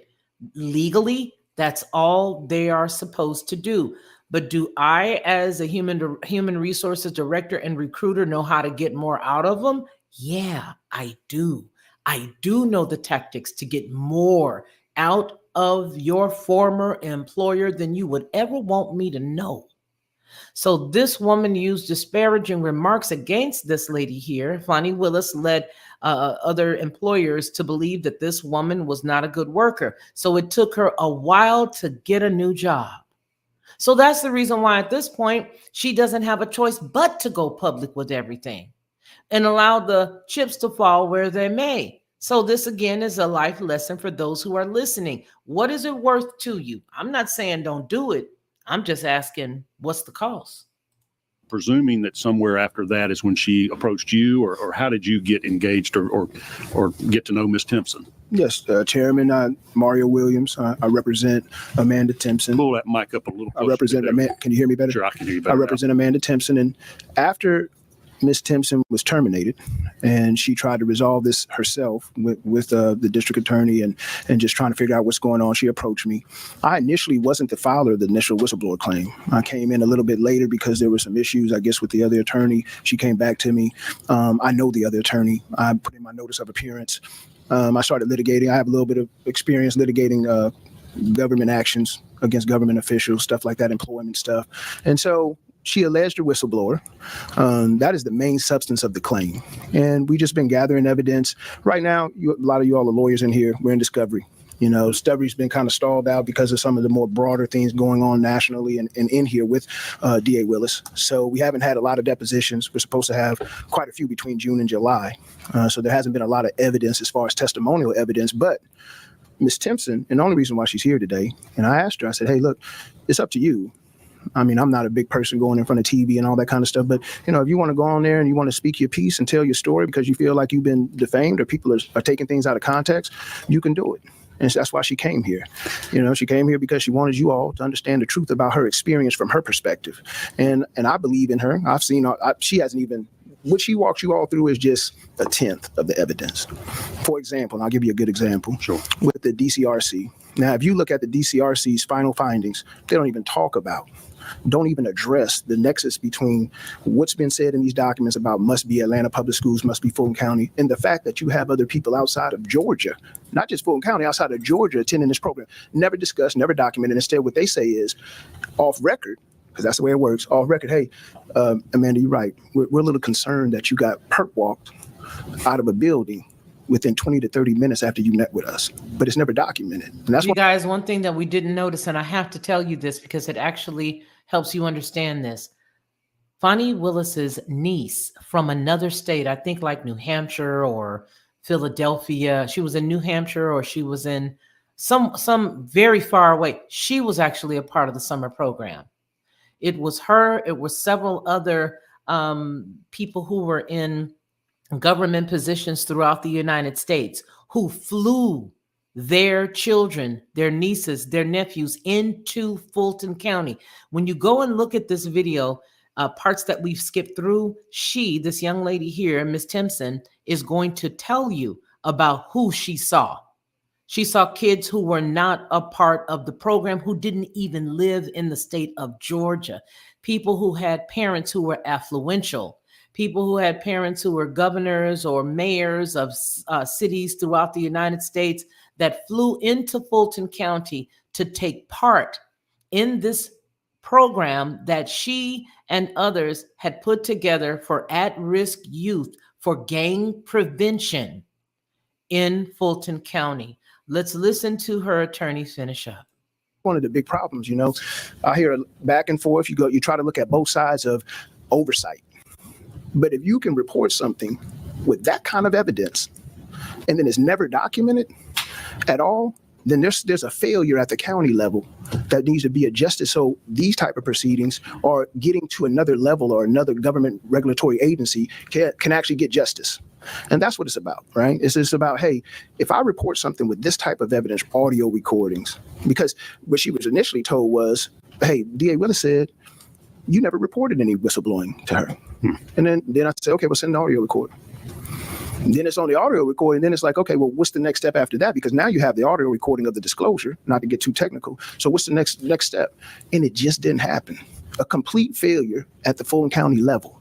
So in my opinion, with whistleblower activity, if something goes, especially about misappropriation of funds, if it goes into the DCRC, it needs to go to at least a couple other different regulatory agencies. You know, misappropriation of funds, as we know from the Howard administration, it could easily be investigated by the GBI, easily be investigated by the AG's office. But if it's going to be always that, hey, the proper channel is to do the DCRC, and they're just going to exonerate or don't fully investigate and nobody's watching that, then that's a problem. And it's been a real problem for Ms. Timpson. I mean, she has a legitimate claim. I mean, it's more than legitimate in my opinion. And she struggled with it for 3 years. And not to throw Fulton County commissioners under the bus, but they've known about it for the 3 years because I personally sent it to them. Everybody's known about all this that's going on with Ms. Timpson for years. And nobody took one action about it. Must be Fulton County Atlantic Public Schools means just that. It doesn't mean like in a deposition, maybe you once attended Fulton schools, then moved down to Michigan or Wisconsin or Florida, and now you can get Fulton County money even though you're not living here. You know, so that's all I'll say. That the litigation hopefully can be wrapped up by Christmas as far as discovery, and maybe we can get a ruling. But our judge is also the same judge in the situation with former ex-president Trump, and so there's a lot going on. Yeah. So Judge McAfee is the judge in the whistleblower lawsuit? Yes, Chairman. So you have filed a lawsuit on that matter? Yes. When was that filed? I think 2.5 years ago. And who are the defendants? Who's the suit brought against? Well, at the end of the day, it's against Fulton County District Attorney's Office. We did try to bring it against. It's in state court, Superior Court, but there's some legal arguments that kind of made it untenable to hold it against Fani Willis herself. But in effect, it is because it's against the DA's office. Right. She's the head of it, and she personally did the termination and That's the demotion, so to speak, previously. That's right. Okay. And, you know, I don't want to get, I don't want to preach or anything, but you have to have a lot of confidence in yourself to fire somebody within 20 minutes of talking to a compliance division. Right. You got to really believe in your heart, man, it doesn't matter. You can't do nothing to me if you're taking those type of actions, because a DA is a lawyer. Right. You already know the timing is going to mean everything to a judge, and you just did it anyways. Without any other type of excuse or nothing, pretext. Didn't even try to write up anything. Knew that with impunity because she knows she's covered. She did it with impunity because she knows she is literally untouchable. This woman has been promised either a vice presidency somewhere down the line. She's been promised a governorship somewhere down the line. This woman has been promised that if you do this for us, we're going to do this for you. There's some quid pro quo going on somewhere with Fani because she does not care. She gives no F's. If we was out just having wide, I'd be saying, you know what? She don't give no F's at all. She don't give none. She does not care. Nothing that goes on with this woman matters. She walks around with this air apparent like she is the queen. Okay. And then for them to call her madam, but she don't want nobody to talk about her Fanny. That she had a disciplinary file that was 0. Came up with emails and stuff after the fact, after the termination, which are easily disprovable, but we don't need to get into all that. But you just have to have a lot of hubris to say, hey, look, you meeting with the DCRC, you just met with one of my main input. I'm going to fire you right now. 7 officers to take Amanda Timpson out of the building. I mean, come on. I almost treated her like she was threatening to bomb the place. Give me about a 3-minute explanation of whistleblower laws. What prevents that? What makes it illegal? What creates a cause of action if somebody is retaliated against? Well, bringing attention to a public corruption or misuse of funds. It's been up to the Court of Appeals a couple of times, but it really comes down to this: if you report or you perceive that a public official engaged in misappropriation of funds, and you disclose that, and that disclosure in response to that, you were retaliated in adverse employment action. What does that really mean? If here we don't have a problem because she was terminated, then you can bring a claim under Georgia's whistleblower statute, and I believe you have to do it within 1 year. Right. That's it. And so there would have been a series of actions that were deemed retaliatory. Absolutely. The harassment on the job, the demotion, and ultimately the termination. Yeah. So what I would bring your attention to, harassment happens a lot. We're in the 11th Circuit. So you start talking about hostile work environment, you got to bring a lot of information to prove that. But what Amanda has in her favor is when you send a text message, which I reviewed, and you say, hey, look, you all are not doing anything. I need to talk to Fani Willis. There is a lot of claims that I can, and you list the claims that you think she was wrong about something, but she's not a lawyer. But you list these legal claims that you think you have again, and you meet with a person, they say, okay, today, file clerk. I mean, the timing of that is just inescapable. Now, you can come back later and say, well, I did that to protect you. Really, you knocked me off my entire career path to protect me? You took me from a directorship to put me over here to stapling papers and numbering, like, not to diminish, all jobs are needed. Right. But you knock me off of my career path and you say it's not retaliation, and you say things like, hey, I didn't take your money away from you, so we're good. No, we're not good. And then you have the situation within 45 days of having that recorded meeting, she gets terminated and gets terminated on the day that she meets with the DCRC, and all the harassment that comes in between. It's not just harassment, it's taking affirmative steps to try to derail your career. Okay. And they effectively did that. I mean, look, you all know about economic damage experts. My economic damage expert, and this is kudos to Ms. Timpson, said, hey, I've never seen anybody mitigate a job loss like this. I hate to even give you this low number, Mario, but I got to give it to you because she did such a good job of getting right back on the horse and riding and trying to get a job for herself. The 1,000 That's applications for jobs. Yep. Okay. So that's where we're at. All right. So this lawsuit was filed then back in 2022. Yes. And have depositions been taken? You mentioned discovery. That's request for production of documents and interrogatories and depositions. How much has been done? I think we've had one or two depositions. We sent out 30B6 notices, request for production of documents. We had ESI discovery, so that always takes a while, especially with some of the cyber attacks that have been going on. And we're looking at trying to wrap this up discovery-wise in probably August. Has the DA's office been cooperative with discovery? No. And I'm going to tell you why I say that. In Georgia, and I've done this many a times, you can actually do open records requests while you're in discovery. Now, it used to be you didn't even have to notify the opposing counsel. But then they changed it and said, look, you can't just be going around our back doing this. No. Okay, now I'm going to go ahead and speed up a little bit so that we can continue here. I'm going to 153. And I want us to go ahead because we're going to get to the close of it. Here we go. Behind it, it does say gang prevention program. It says grant. Up there in the upper left-handed corner. Mind you, this gigantic envelope or folder that she has here sitting between she and her attorney, that's her evidence. She actually made a copy of all of her evidence, and that binder belongs to the committee. She's giving that binder full of evidence, numbers, tabs, and everything. Talk about thorough. That is going to the committee. All right. So now she's breaking down the specifics of parts of this grant to the committee. So let me back it up just a smidge. Okay. Let's see if this helps us right here. Right here. Okay. Go back a little bit. Okay, there you go. Well, it would have been me had I not been taken off of it. But in this regard, it was Mr. Cuffey to my knowledge. And the youth, they apply for it. And then ultimately, unless there's some huge red flag, we usually take them. Again, under Mr. Howard, it was 80 to 120 youth. So it wasn't too many that we turned around or turned away. However, again, according to my understanding, if you were out of state or out of county, that's automatic. You're not within the confines of the grant. So, and that's reflected. I marked it as Exhibit 3, that participation application. It says you must be in Fulton County. Yes. And then on the second page, the website that describes the program says 6th to 9th graders from Atlanta and Fulton County public schools. Correct. And then again, on that third page, it says the youth program accepts 6th to 9th graders from Atlanta and Fulton County public schools. Yes. So there is another exhibit that you gave me, number 4, is the last page in our little thing, junior DA funding breakdown. Yes, that's you got correct. that? Yes. Tell me what's the significance of this?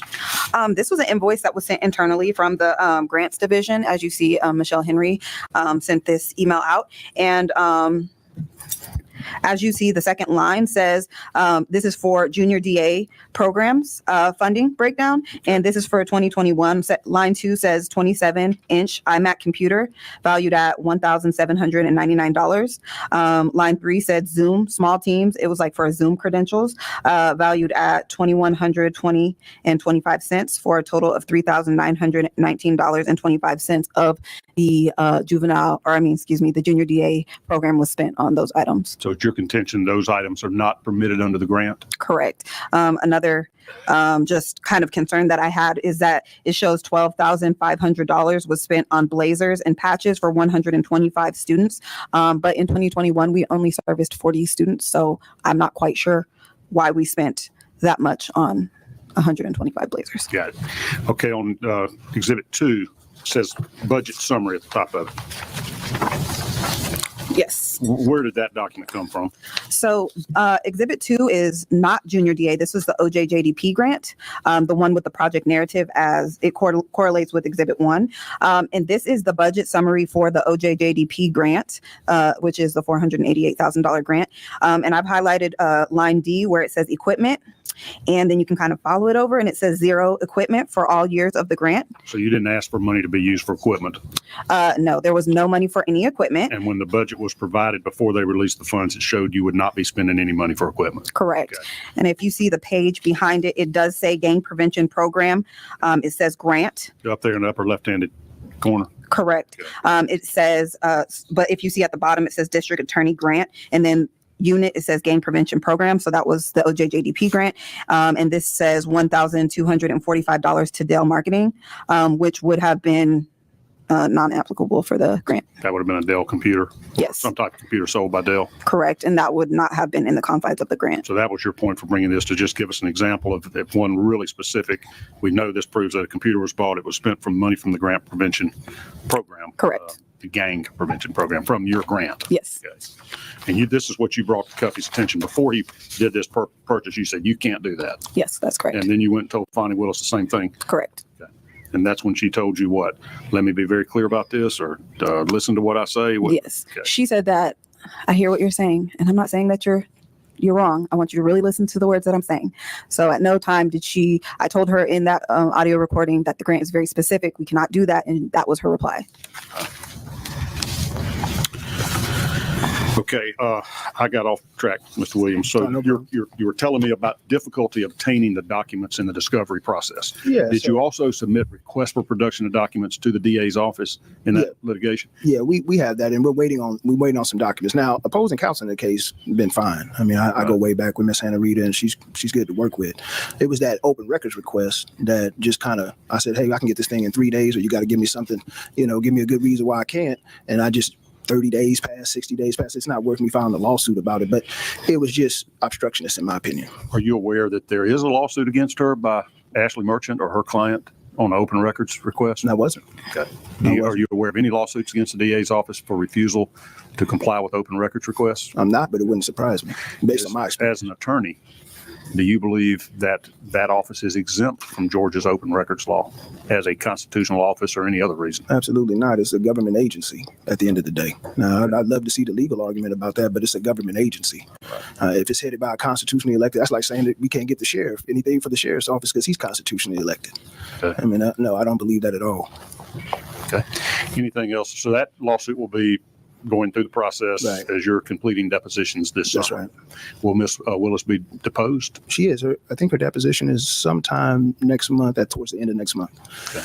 And so I think, I can't remember the exact date because it just came across like last week, but I know that opposing counsel absolutely wants to depose her, and just so you know how it goes, see how she stands up to examination, that good stuff, damages, stuff like that. Because she's a relevant fact witness to the retaliation. Yeah, very important. Whether or not DA Willis is deposed, that just depends on the law. Georgia has that kind of apex doctrine. So before you can go after a government official such as Fani, you kind of have to show that you can't get it from somewhere else and all that kind of stuff. But so it's going to depend on who says, I don't know, I can't recall, or denies things prior to me going after a deposition with her. Okay. All right. Anything further you want to add? No. Okay. Back to you then, Ms. Timpson. We're going to try to wrap this up because I know folks getting restless, wanting to get out of here.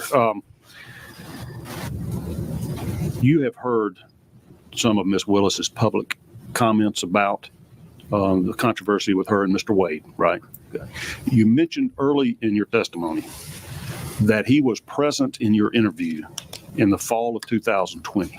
Correct. Do you know what his role was? He was a member of the transition integrity team. That's what she called it. She ran on this Integrity Matters platform. And so isn't that rich? Hey! All I can do is imagine Fani Willis dressed up like the queen on Alice in Wonderland. It is rich that she would actually have him as the head of the integrity team, the transition integrity team. All the T's anticipated and meant. She actually had a team that was dealing with integrity, of which she has none, of which he has none. These are two individuals who have very limited integrity, probably wouldn't know integrity if they were smacked in the forehead with it. They've no idea what integrity is. But yet and still, they had a team set up to interview everybody who was going to be fired to see if they could stand up to the integrity. Probably because of how meek this gal is, they thought that she was going to be a team player. Let's listen to the end of this. they had her transition team was called the Special Integrity Transition Team, if I'm not mistaken. Yes. And to your knowledge, was he present in all the interviews for the open positions that people had to reapply for? He was in all the interviews of every single person that I've spoken to that I knew in the DA's office. Yes. Were you aware of any personal relationship between Mr. Wade and Ms. Willis back at that time when everybody was interviewing in, sounds like the fall of 2020? No, I just knew he was somebody important because he was leading the interviews, but I didn't know any personal relationship or anything. I just knew he was clearly somebody that she knew and trusted. And did you ever learn of any personal relationship? I do believe at one point in 2021, there was just office talk of Ms. Willis having a boyfriend on staff. I didn't know who it was at the time, but just office talk, but nothing that I saw with my own eyes or anything like that. Do you know what the DA's office policy was about basically having a relationship with co-employees or supervisors and their employees that had to report to them? I just, from under Mr. Howard, I was under the impression that there was like a non-fraternization policy, but and considering the fact that Homegirl ran on no fraternization, no having sex with any of the workers that were under her, I really want to get to one particular part because as we close here, this guy is going to come out tap dancing and shuffling. And I want you to hear how he tap dances and shuffles. And yes, it was me. I said it. I did. It was me. Let's see, can we find it here? As far as this program is concerned, the one from the Department of Justice, now listen to this, the $488,000. In alphabetical order, there were actually some documents from, I guess, under Mr. Howard that went back all the way to the 90s that I was tasked with putting into alphabetical order. So really busy work, essentially. Did you get any gauge of what type of backlog there may have been? From Fulton County I'm trying website, to make correct? sure we get it to Of either witness, now's the time. Here we go. I think that the whip had some questions, Senator Jones. So the lady there, the woman there in the pink jacket always defers to the skee ball head dude on the left of the screen. The lady in the pink always defers to Mr. Skee Ball anytime they've had special committee hearing meetings, to my, knowledge, whenever I've watched it.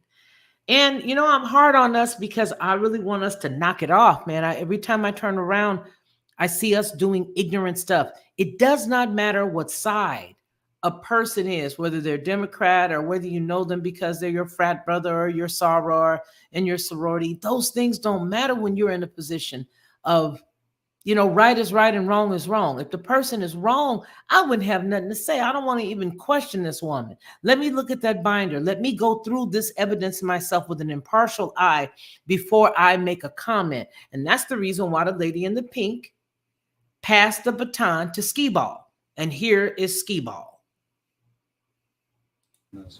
Thank you. I just have a couple of questions. The information that you provided with the where we have the open checkbook home, it has budget summary and it talks about the Dell Marketing Group, Dell Marketing Corporation. Correct. That information was taken from Fulton County website, correct? Correct. And that has all the information as far as this program is concerned, the one from the Department of Justice, the $488,000 grant. I wasn't able to find everything. Also, some of the documents that I did find actually are very much conflicting with the actual grant narrative that I helped author. So I'm not sure if they, what type of changes happened after I was terminated, but from what I authored or co-authored, they're not in alignment. So you, and I understand this, I don't care about the fact that you did this, but you established a GoFundMe page, correct? Correct. And on that page, you actually have various links that persons can go to at the end of it, right? Mm-hmm. And one of those links, the headline of it is from the Free Beacon. Mm-hmm. And it says that basically emails say that you were a good employee. It was like Fani Willis says she's a bad employee, but emails tell a different story. Okay. And it cites an email that basically they were going to give you an award. You remember that?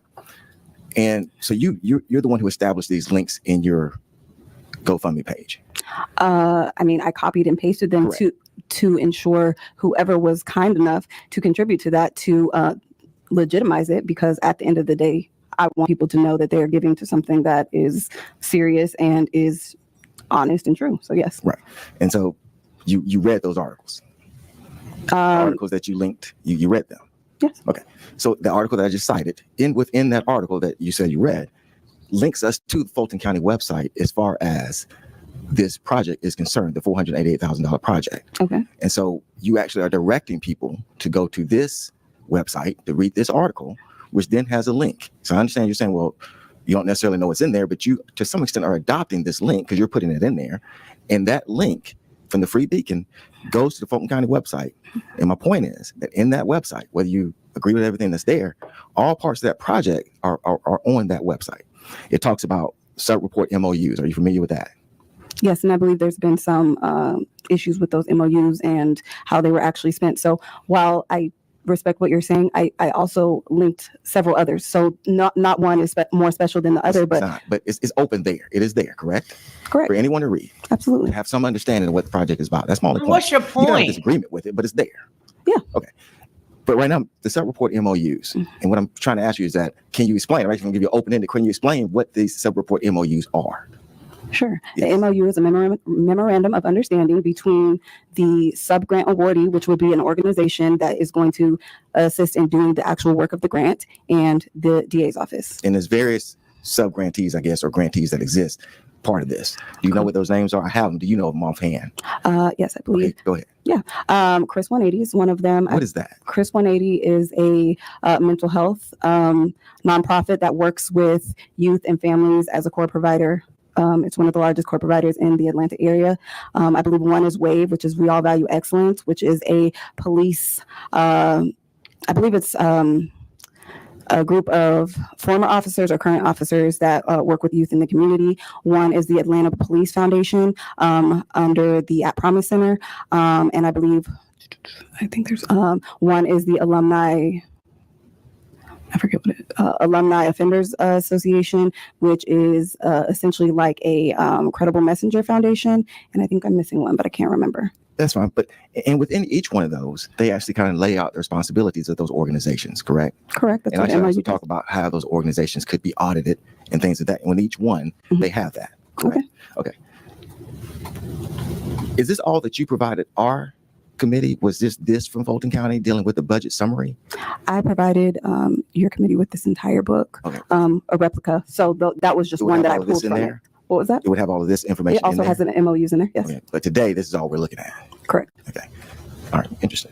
And so what this shows is that there's really different players and I different almost moving called parts this as far as man these a grants are name. He concerned. said interesting. You know what bothers me about him is because I actually watched him rake somebody else over the coals while he was attempting to defend Fani Willis.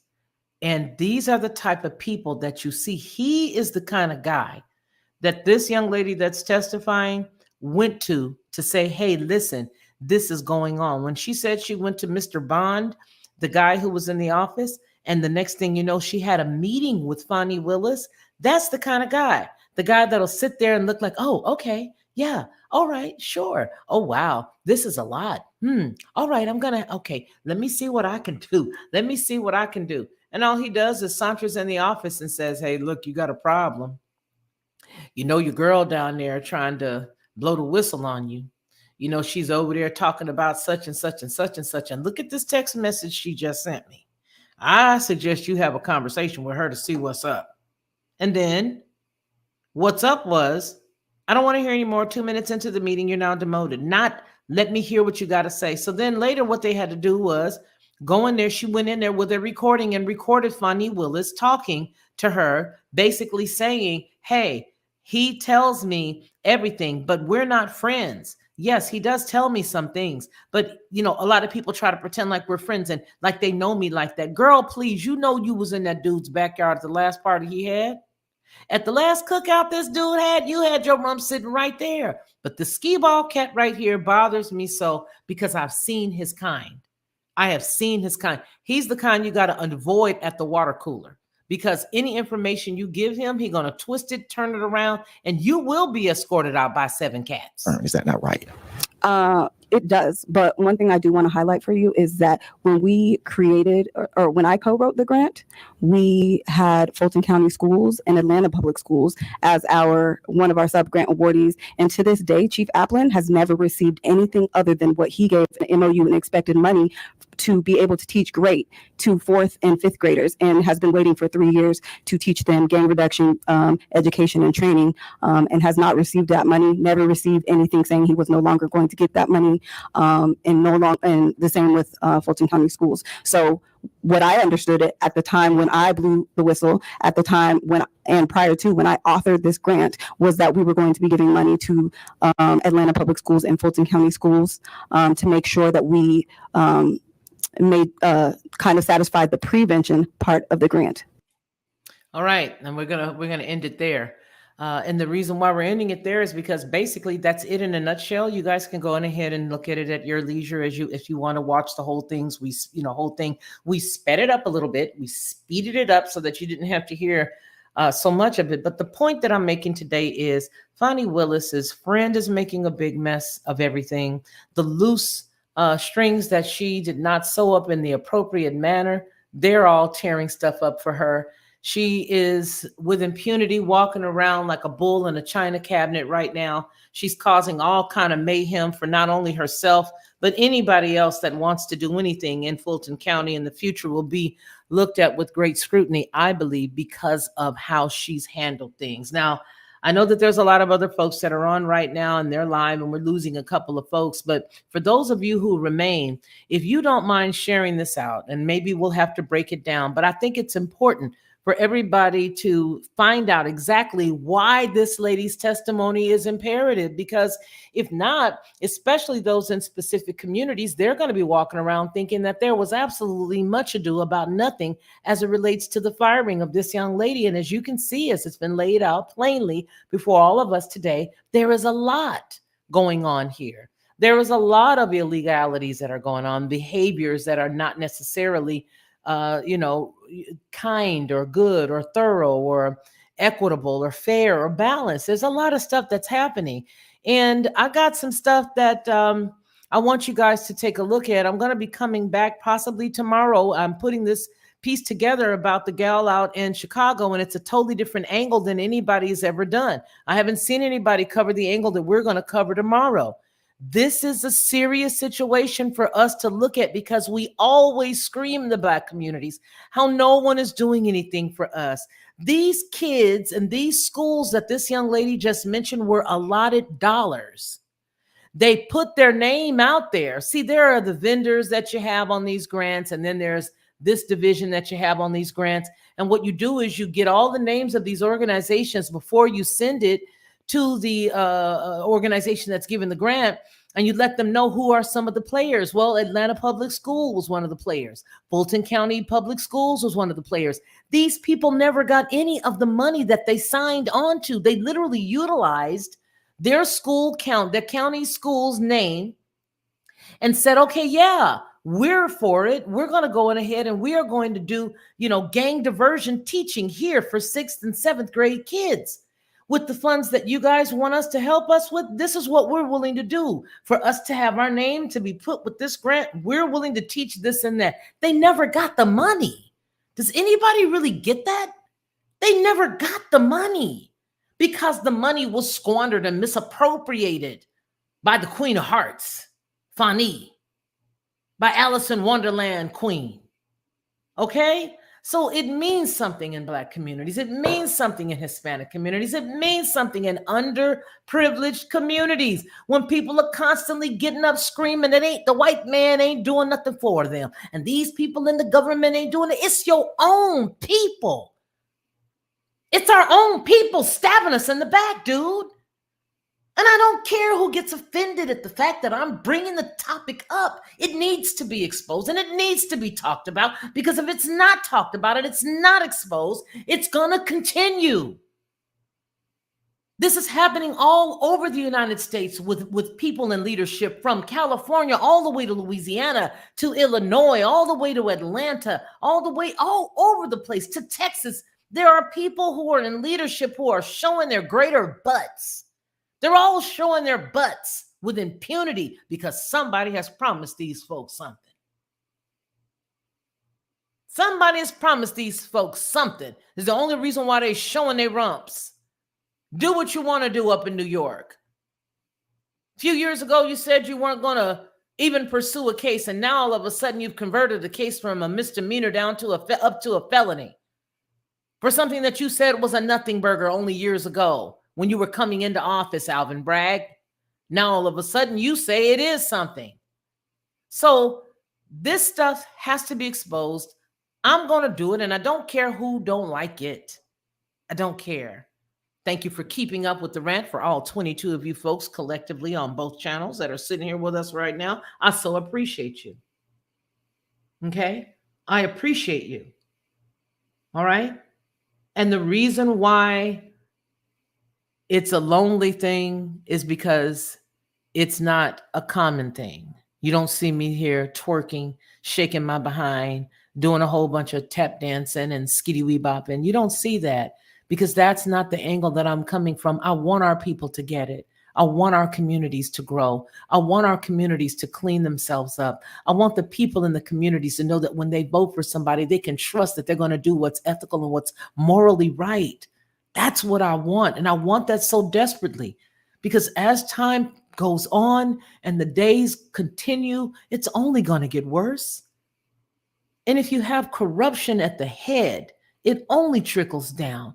And the people who suffer the most are the people who need it the most. And so, yeah, I get a little ticked. I get a little perturbed when I see this kind of stuff happening.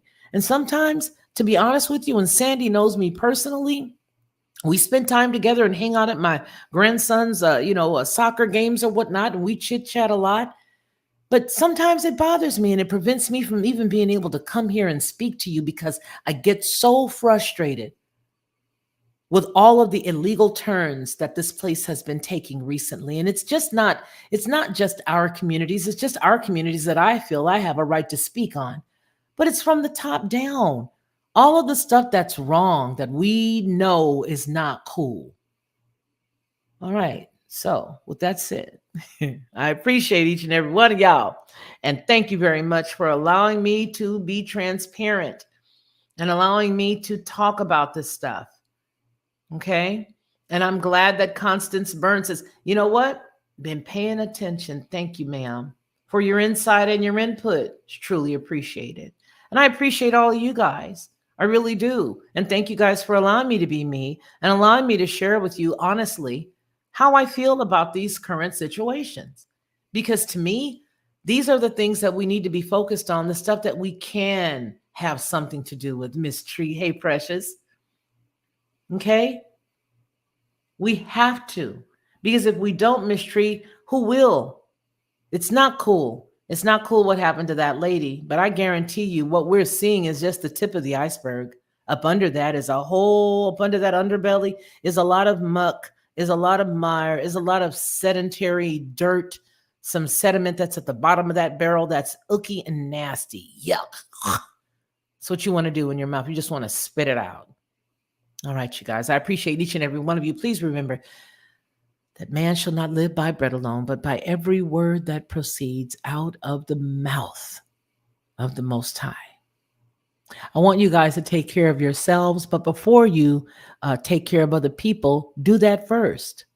I want you to take care of yourself first, and then, as I always say, take care of everybody else. Until I see you all again, please remember to take care of my friend, because as you know, my friend is you. You guys take care and remember to be blessed. Hey everyone, it's me, Felicia, of the Lockhart Perspective and Headlines with a Voice. I want to tell you a little secret. This is what I used to do, because I don't do it anymore. I would go to the store, buy the barbecue sauce, pour it inside of a bowl, put a whole bunch of different spices, a dash of brown sugar, a dash of maple, and a dash of mustard, stir it all around, and everybody would be like, oh my gosh, this is the best, this is the best. But I was exhausted after all of that, and a lot of times I couldn't remember how many dashes of what I put in it. But I don't have to do that anymore, because now I just go to Judge Joe Brown's website and I order his 3-pack of bottled barbecue sauce. It is by far the best, and I do mean the best barbecue sauce I've ever eaten. And when you go to his website and you order his 3-pack, you'll see exactly what I mean. Head on over to jjbbbbq.com and order Judge Joe Brown's barbecue sauce. You'll be glad you did, and you're going to